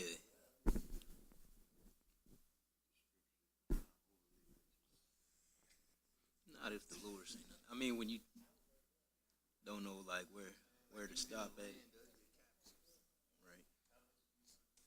How much can you,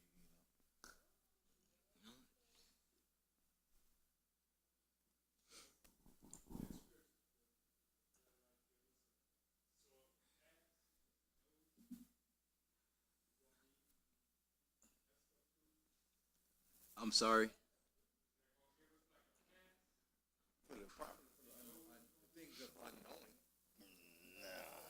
I was like, tell a pastor go and eat something. Oh, like if you unknowingly do it? right. Yeah. I mean, you know, we can do what we can do. Yeah. I mean, whatever's outside of that. Right. And you know, the Lord ain't long suffering for no reason. You know, He know it takes us some time to make the certain changes in your life. Even like look at this. We ain't even read this yet, but after this, can we take a look at Ezra? I don't even know if it's chapter 7. But let's look at this, Ezekiel chapter 4. And I guess I can read What verse? Where you at? yeah. Going straight to 13, you said? Nah, let's start at. Well, he don't say the down there. Yeah, I guess we could start down at a 12. I don't know, wherever you want to start, bro. He start giving them the ingredients at 9. 9. Yeah. See what it says. Take thou, Ezekiel 4, verse 9. Take thou also unto thee wheat and barley and beans and lentils and millet and fitches, and put them in one vessel, and make thee bread thereof, according to the number of the days that thou shalt lie upon thy side. 390 days shalt thou eat thereof. So you got Ezekiel lying on one side, and he gonna be eating bread because he got to lie on this side for 390 days, and he's bearing the iniquity of the children of Israel. Then he got to turn over and lie on the other side for a certain amount of time. But go ahead. And thy meat which thou shalt eat shall be by weight. 20 shekels a day, from time to time shalt thou eat it. Thou shalt drink also water. Thou shalt drink also water by measure, the 6th part of an hin. From time to time shalt thou drink. And thou shalt eat it as barley cakes. And thou shalt bake it with dung that cometh out of a man in their sight. And the Lord said, even thus shall the children of Israel eat their defiled bread among the Gentiles, whether I deliver them. Whether I would drive them. Oh, yeah, drive them. So he telling Ezekiel to do this as a sign of Israel being driven among the Gentiles and eating defiled bread. I hope so, Brother Keith. I hope we had some mercy. And it's sure enough. When you look on the bread, it be all, L-cysteine. You may not even know if it's unclean or not. It might be synthetic. It might be from a person. It might be from a pig. So, but we just try to, as we learn, you kind of, it's harder when you don't know what's unclean in the beginning. But as you figure it out, you ain't got to check everything as often. But yeah, it's good to just be led by the Spirit.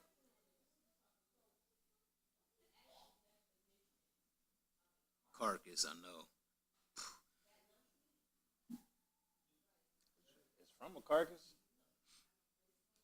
It's not, because it must be a change, because we know John the Baptist obviously wore camel skin. So the carcass looked like the dead body in most cases when you look at the scriptures, because otherwise how was John walking in camel skin? Yeah. And then even this other, like Samson, and it didn't say, because that was a carcass with Samson and the honey. Right. But he tried to hide it a little bit, so maybe he must have knew, because it said he ain't tell his parents when he gave it to them that it came out of the carcass. But it's a dead body. I guess before processing any kind of. So let's go back and look. This is just we reasoning together. So we know what football. Right. Yeah. And it's a dead body, yeah. But again, I don't know, because when it's in a, yeah. So they asked him about the carcass. Yeah. Someone with his carcass? Yeah. I said it's a dead body, yeah. Okay, so let's go back to this question. So, did y'all read the scripture where it said we're going to eat the cloud bread? Yeah. So, the other scripture is this. Isaiah, right? Because I'm going back to what you just said. See, based on what we're saying right now, shoot, man. We in the, well,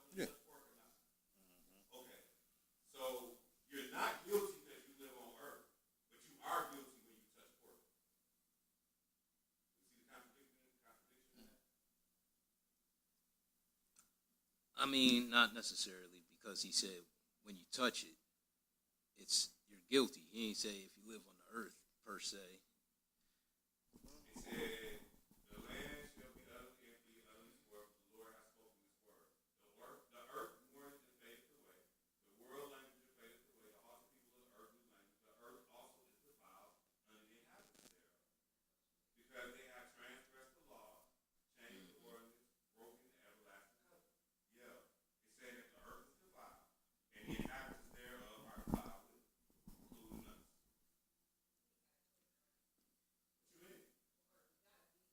Yeah, I mean, Jesus couldn't have been defiled. Yeah.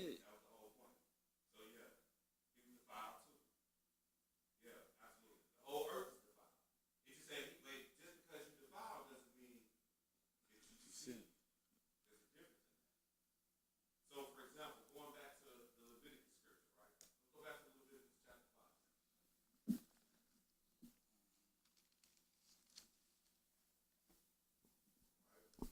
And it says, if a soul sin, here, I'm reading at verse 1. They said they can't hear you online. I try to talk to y'all. I ain't trying to talk to her like, my conversations for us don't keep them online. Back there. I don't see no mics, but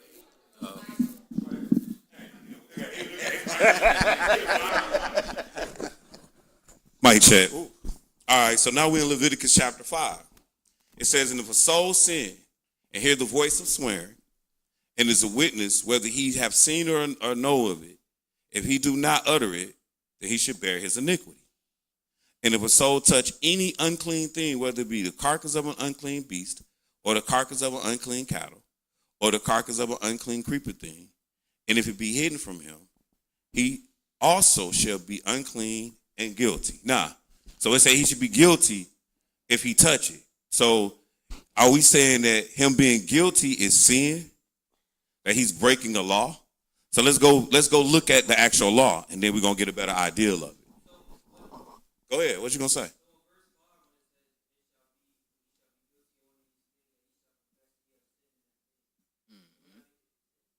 Yeah, we was gonna get there. No, we was gonna get there. I just wanted to, before we got there, I wanted us to see what the law is on touching because that's what you're gonna be guilty of, right? Yeah. You're gonna be guilty of whatever the law say don't do in the capacity of the unclean animal. But we'll finish this and then we'll go over there. It says, verse 3, or if he touch the uncleanliness of a man, whatsoever uncleanness it be that a man should be defiled withal, and it be hid from him, when he knoweth of it, then he should be guilty. Hold on a minute, make sure I read that right. If he touch the uncleanliness of a man. Nah. Like discharge or anything. Yeah. So if you touch a man, and we got to go read it really to understand it. Whatsoever uncleanness it be that a man should be defiled withal, and it be hid from him, when he knoweth of it, then he should be guilty. So let's understand something. So he's guilty of, like if I touched you and you was guilty. But it's not saying I'm guilty like as and I'm now unclean. Not like I don't went and committed adultery. Guilty. Can I just say, from the beginning, I said I ain't saying like it's like breaking the 10 Commandments, but by knowing, because we know what sin is, the transgression of the law, any law that we find in there, if we break it, to my understanding, that's sin. Right. And if he say touch and eat in the same one and don't make no difference, yeah, I gotta say it's sin now because he said not to do it, But I'm not saying you go in the lake of fire because then I went on to say I've done it. Yeah. No. Occasionally, I have to come in contact with these things, as we all do. But the question really at hand is, should you be fixing a refrigerator with pork in it? Should he be serving calamari or whatever? Yeah, should he be? That's really those are the real issues that we. And like he said, should we be going to Wawa's? Like, where do we draw the line? So I know we read that one scripture about eating defiled bread. Like, we're going to eat defiled bread in our land. I think that scripture is to say all our food going to be defiled, Right. regardless. The clean with the, like what was there, somebody was saying, oh yeah, like when they hang the meat, when they cut the meat, all that. You don't know. Like when you go to Great Value, whatever the grocery store is, unless you work there, you don't know who cut what, when, where, and how. So that means that it makes it so bad. Your beef, your New York strip might literally have a piece of pork in there that you have like some pork fat or something that came right off the blade, might not have been cleaned good, 100%, whatever. So like we gonna eat defiled bread, whether we like it or not, because we can't do it ourselves. We can't monitor, we can't grow it, none of that, okay? I'm not even sitting here saying you wrong in anything, Chris. I'm really trying to answer the question for people who need the answer. You dig what I'm saying? Like, because the question came to me. So he say, or if verse 4, or if a soul swear pronouncing with his lips to do evil, or to do good, whatsoever it be that a man shall pronounce with an oath, and it be hid from him, when he knoweth of it, then he should be guilty in one of these things. One of these. And it should be, when he should be guilty in one of these things, that he should confess that he have sinned in that thing. So let's take the pork. So let's go back to Leviticus 11 now. We got to see what you guilty of. Like, what is the measurement of guilt? Because we know if you eat it, then you have eaten what God called an abomination.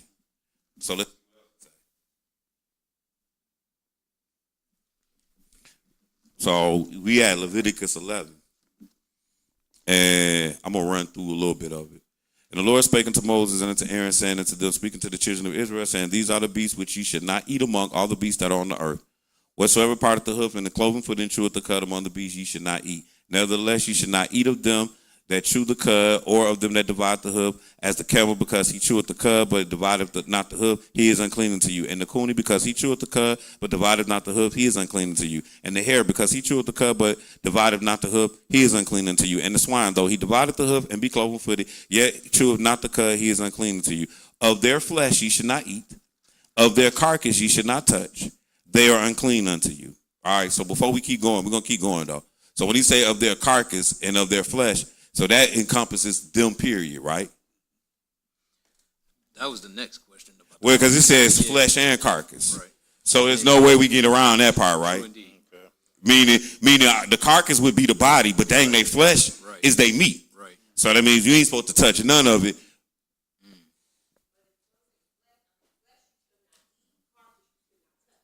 We're just going to read it again.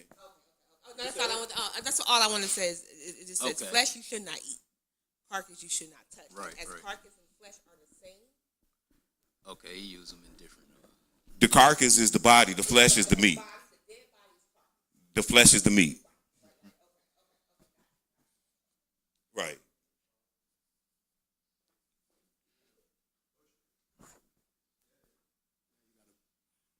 Y'all did me like that. But I guess it would be a sin because, like, you got to kill it to butcher it. So once it's dead, you touch it. And then so once the lunch meat is out there, it's already too late. Yeah, it's another job. I'm agree. I'm not here. I am being, so that you guys understand, I am trying to get us to dig. So if you say yes, I'm going to say no. If you say no, I'm going to say yes. You dig what I'm saying? I'm going to keep pushing at us until we get an answer. I just want y'all to understand that. I'm going to be the first one to tell you. I've done it personally. I would not do it again. So if I'm sitting here saying I've done it personally, I won't do it again, it's because I felt like I offended my God. I don't care what was JD sinning. I don't care what y'all think if I was sinning. I was pissing my God off. And I felt the effects of it in my life.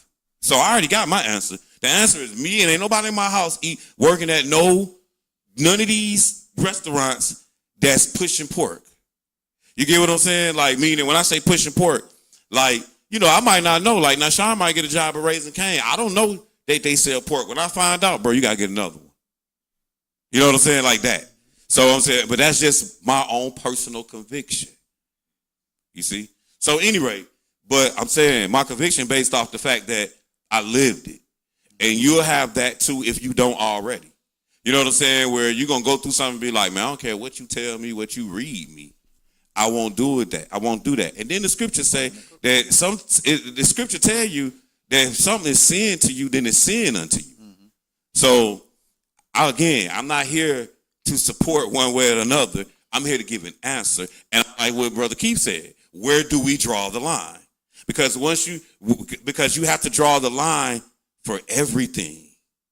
That's the whole, like, it ain't just about food. See, we making it about food, but I'm saying I can make it about music.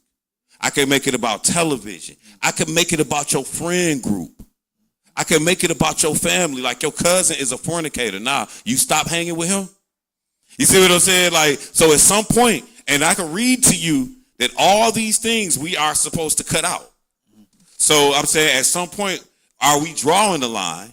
Or is it that we are so past the line that we're really trying to figure out how to draw ourselves back to the proper side of the line? Do y'all understand what I'm saying? That we already in so deep into the world that we're learning how to pull ourselves back from it. So that maybe the reality is we should be cutting out everything. But I digress. Let's get back to the book. It says, of their flesh, verse 8, ye should not eat, and of their carcass, that's a very good point, you should not touch. They are unclean unto you. Now, we got to touch the carcass of a dead body, though. You do realize that, right? To move it. Exactly. Whether it be your dog, whether it be a human being. Or a mouse under the fridge or whatever. Mouse under the fridge. I guess a cockroach too, huh? Yeah, them too. Yeah. Just something I'm just throwing out there. Like, so when you're making a difference, you have to touch the carcass. Whether you're going to be guilty of a sin or not, we can't leave this carcass sitting here. All right, let's keep going. Verse 9. These shall ye eat that are in the waters. Whatsoever have fins and scales in the waters and the seas and in the rivers, them shall ye eat. And all that have not fins and scales in the seas and in the rivers and all that move in the waters and of any living thing which is in the waters, they should be an abomination to you. They should be even an abomination unto you. You should not eat of their flesh, but you shall have their carcass an abomination. So now he picked up another word. So he's like, when he say it's supposed to be an abomination to you, abomination means something that is detestable or that you hate. So that means that they should even be an abomination unto you. You should not eat their flesh, but ye shall have their carcass an abomination. So again, sis, that's showing it's a difference in talking flesh and carcass. It's saying don't eat the flesh, but even a carcass should be abomination. Meaning, first of all, what's the first thing we're gonna do? We see a dead body. We gotta get this up out of here because it's an abomination to all of us. It doesn't mean that if I'm the one that touch it, now I'm an abomination. This body is an abomination to us all. It needs to go. Verse, where we at? 11. They should even be an abomination to you. You should not eat of their flesh, but ye shall have their carcass in an abomination. Whatsoever has fins and scales in the water shall be an abomination. Whatsoever have no fins and scales in the water shall be an abomination to you. And these are they which ye shall have an abomination among the fowls. They should not be eaten. They're an abomination. The eagle, the ostrich, the osprey. We're not going to name them all. We're going to jump down to verse 20. All fowls that creep going upon all fours should be an abomination unto you. Yet these may ye eat of every flying creeper thing that goeth upon all fours, which have legs above their feet to leap upon. You can eat the locust, the grasshopper, the beetle. Verse 23. But all the other flying creeper things which have 4 feet shall be an abomination to you. And for these ye should be unclean. Whosoever touches the carcass of them shall be unclean until evening. And whosoever beareth all of the carcass of them shall wash their clothes and be unclean until evening. Now, before we keep going. So what he's saying is if you got to deal with the body, you unclean until evening. But it's a very good point that she said is the carcass and the flesh the same thing. Because you got to deal with the carcass. You don't have to deal with the flesh though. Like meaning when you go to the store, you don't ever see well, I don't think you ever see it. If you go to them Asian stores, you see the carcass. Because I done seen the duck. I done seen, like, they be having a duck and a pig hanging in the window. But I'm saying, for the most part, when you go to your regular grocery store, you don't ever see the carcass. All you dealing with is the flesh. All right? Everybody understand that? All right, cool. All right. Verse 4?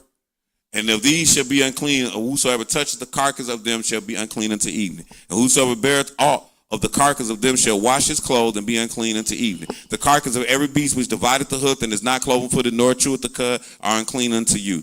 Everyone that touches them shall be unclean. So, if you touch, can you be guilty of touching a carcass? The answer is yeah. Does that mean you sin? Doesn't say that yet. Doesn't say just because you touch the carcass, that don't mean you're sinning. If you commit adultery, you're sinning. But if you touch a dead body, you're unclean. Now, if you eat swine, You an abomination. Yeah, you sinning. You doing more than sinning. Anyway, 27. Whatsoever goeth upon his paws among all manner of beasts that go all four of those are unclean unto you. Whosoever touches their carcass shall be unclean unto evening. And he that beareth the carcass of them shall wash his clothes and be unclean unto the evening. They are unclean unto you. These also shall be unclean unto you. Among the creeping things that creep on the earth, the weasel, the mouse, the tortoise after his kind, the ferret, shalamon, lizard, snail, and the mole. 31. These are unclean unto you. Among all that creep, whosoever doeth touch them, when they be dead, shall be unclean until the evening. And upon whatsoever any of them, when they are dead, doeth fall, it should be unclean, whether it be any vessel of wood, or raiment, or skin, or sack, whatsoever vessel it be, wherein any work is done, it must be put into the water. It should be unclean until the evening, so it shall be cleansed. So that means. No, I'm just thinking that would explain how John could wear the camel skins after he washed it, and took care of it or whatever, made it not into a carcass. Yeah, y'all copy what he said. It's why we could play football with the pigs. Yeah, that too.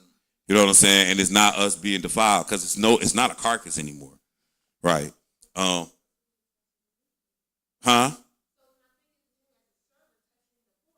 That's the flesh. Mm-hmm. The carcass is the body. So it's not the carcass. Right. You're not touching the carcass. Yeah. Right? We're going to keep reading. He's going to determine his own okayness. No, I'm with you. No, I'm 100% with you. He's going to determine. Meaning that's something he got to deal with God. I don't mean deal with like you. I had my own conviction. Like I said, my cousin who got his money for this restaurant in the dope game on the weekend was selling pounds of shrimp and pounds of it was $18 during the week. On the weekend it was $10. I said, "Oh, I know what this is. You selling dime bags." No, I'm dead serious. In my mind, I'm at work while I'm doing this to the shrimp, because you got to do the shrimp like this so that the batter stay on right. Yep, I know how to make it. So while I'm doing that to the shrimp, I'm sitting here like, bruh, like literally you could be making more money than this. And I'm making like at the time $8, $9 an hour. You can be making way more money than this outside selling dope. And at least the dope ain't in the Bible. Like, I mean, I know I'm not supporting or saying people should go sell drugs, but I'm saying, which is more righteous, to sell crack cocaine or to sell pork? I want to answer. Right. No, but that's what I'm saying. Like when I say I want to answer, because the book tell you we ain't supposed to be eating this pork.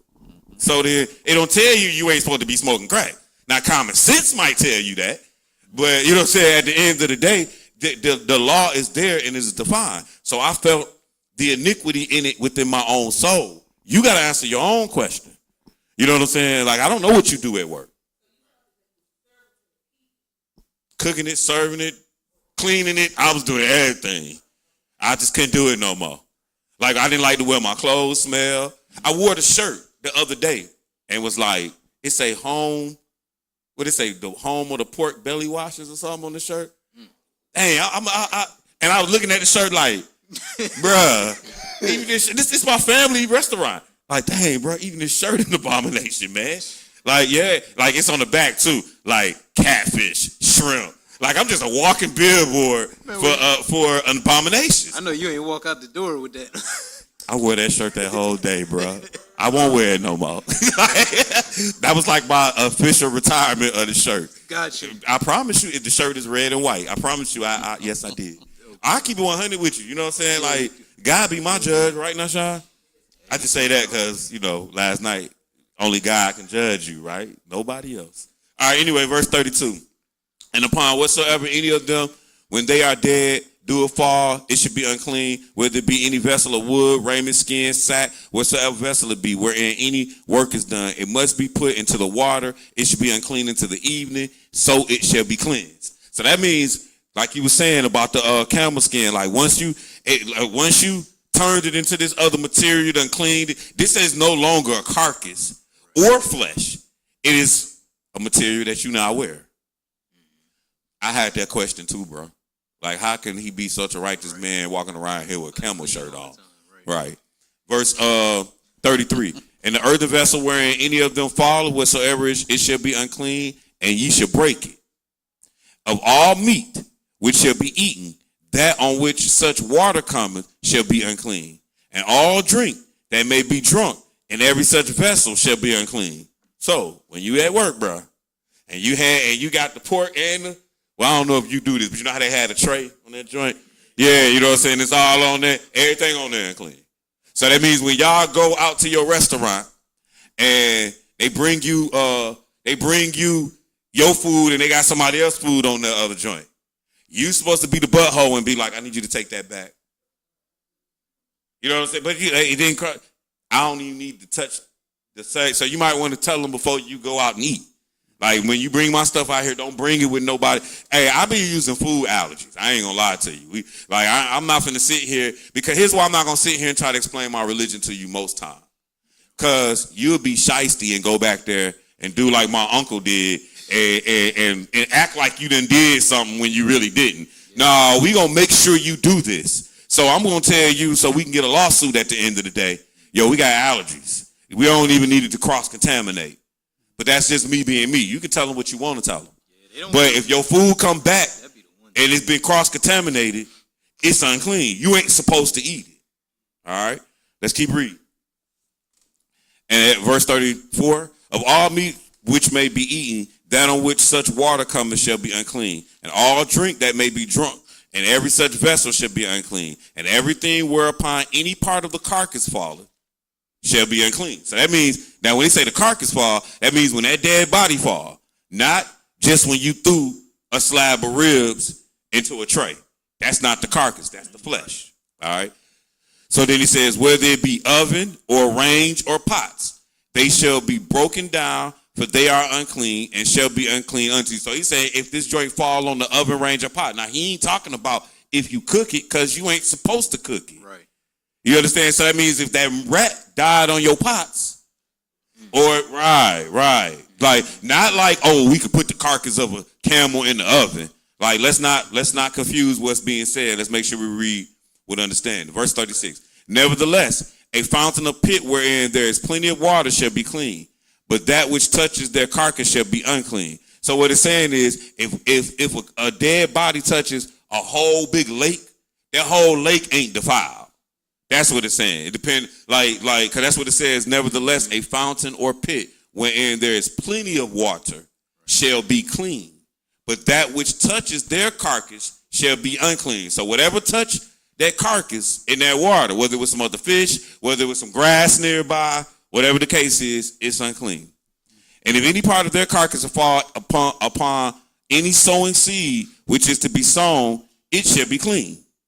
So if a carcass fall on your seeds your green seeds, it's okay. You know, just on the side note real quick, that's kind of amazing to me, because we often say how the seed kind of die and come out something else when you plant it in the ground. So, very good observation. Ain't no amazing. You know, that's understanding. Meaning, I was sitting here thinking, I know why, because it goes back into the ground. I was thinking what you said, and it dies. It explodes. So what got touched ain't the same thing that's coming up out the ground. Right. Same as when you die, what go in the ground ain't the same thing that's coming up out the ground. Yeah, good point, Brother Chris. I was with you, though, 100%. All right, then he says, verse 39, and if any beast of which ye may eat die, he that touches the carcass thereof should be unclean unto evening. Again, I'm going to repeat that verse. And if any beast of which you can eat die, he that touches the carcass thereof should be unclean unto evening. So what he's just telling you is, if a chicken die and you touch the carcass, you're unclean till evening. We thought it was just the unclean animals. Then he said, it say, if any beast you can eat, right? Mm-hmm. Okay, I'm just making sure that this ain't nobody private interpretation. That's why we doing it this way. Because it ain't about what JD feel or what Chris feel. You know what I'm saying? Even though people going to come to you and they going to ask you, like, no, I want to know what you think. And it ain't about what I think. It's about what I can read. And when you say what draw the line, Brother Keith, man, you draw the line, bro. You know what I'm saying? Like, you draw the line, and you draw the line, and you draw the line. I sound like a commercial, don't I? Verse 40.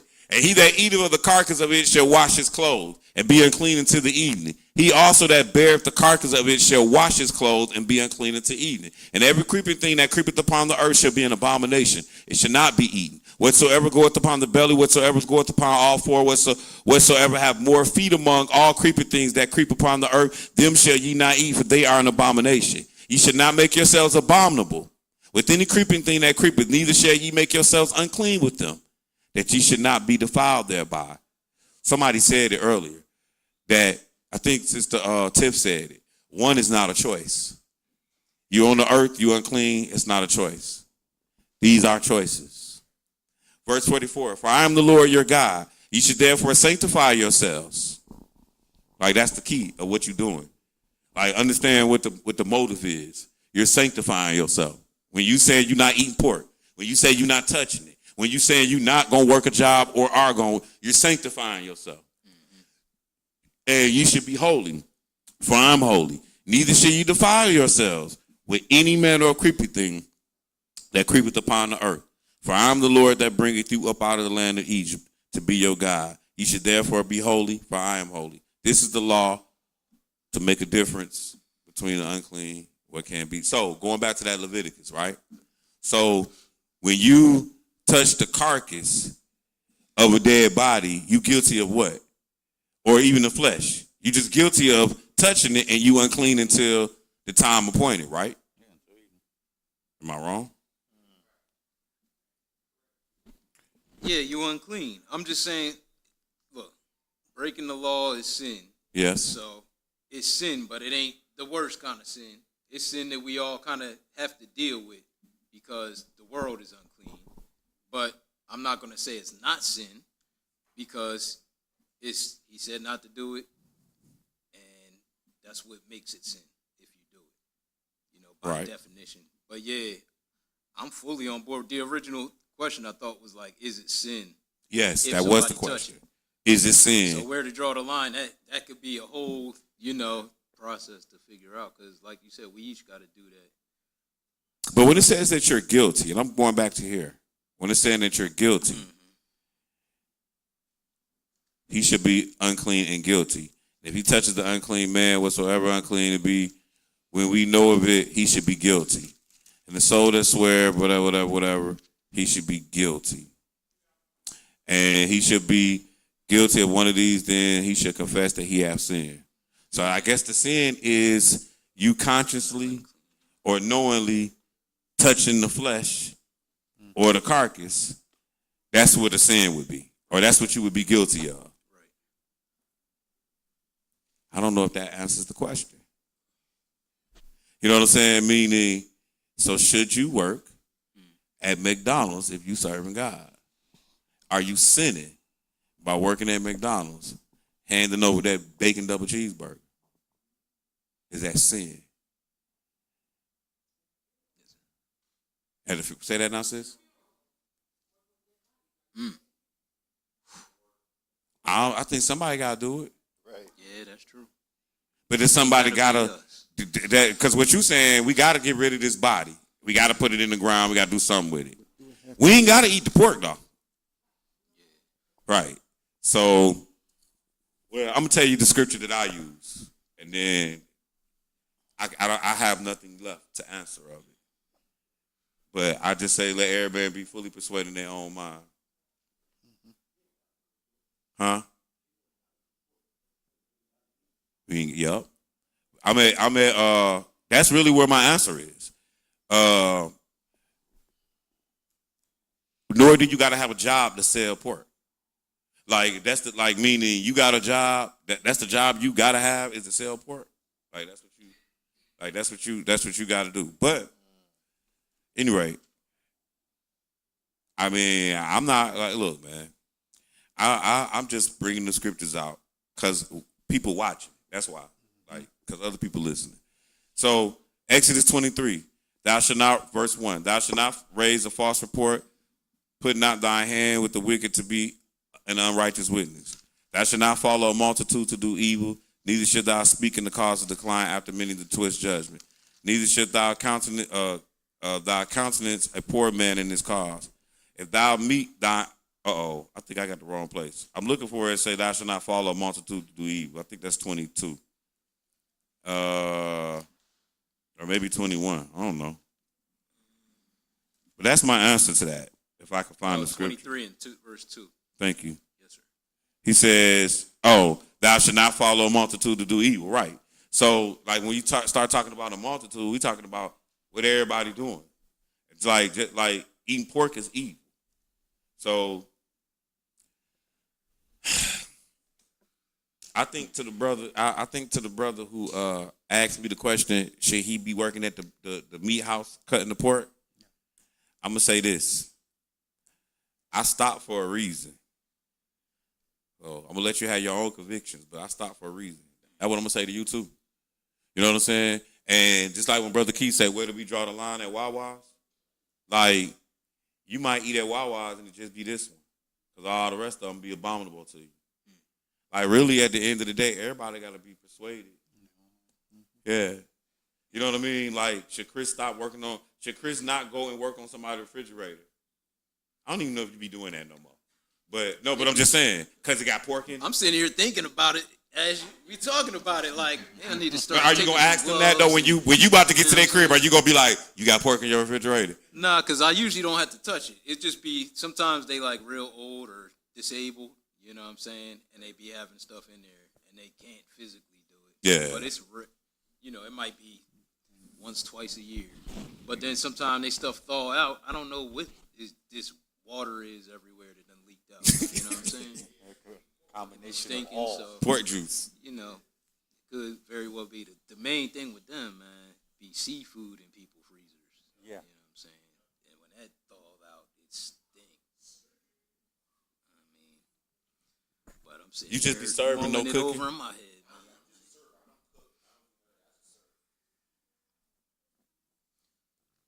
Would you cook? Would you go back there and cook it?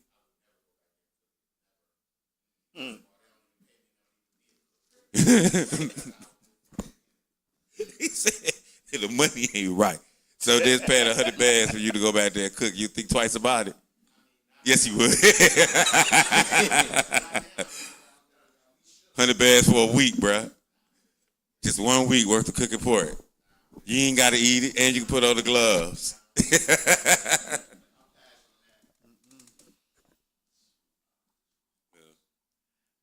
To answer the question, to the brother who asked me the question, I ain't had your answer when you called me, and I ain't got it today. No, straight up. I said, hey, look, my answer is I ain't doing it. That's really my answer. I ain't doing it. You know what I mean? So you asking me why I ain't doing it? Because I don't want to piss God off. I think me and God can make more money doing something else. I made way more money once I left that restaurant.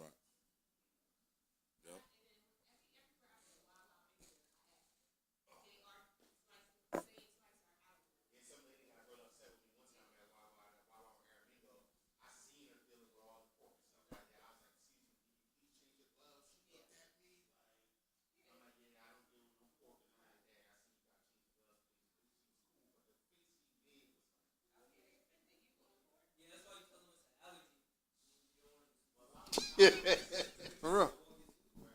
I'm sorry that be mine. If you say allergy, they be right with it. They'll change everything real quick. I need you to take this serious. Oh, I guess we're closing out now. Yeah, ain't no questions online. Nah, it ain't.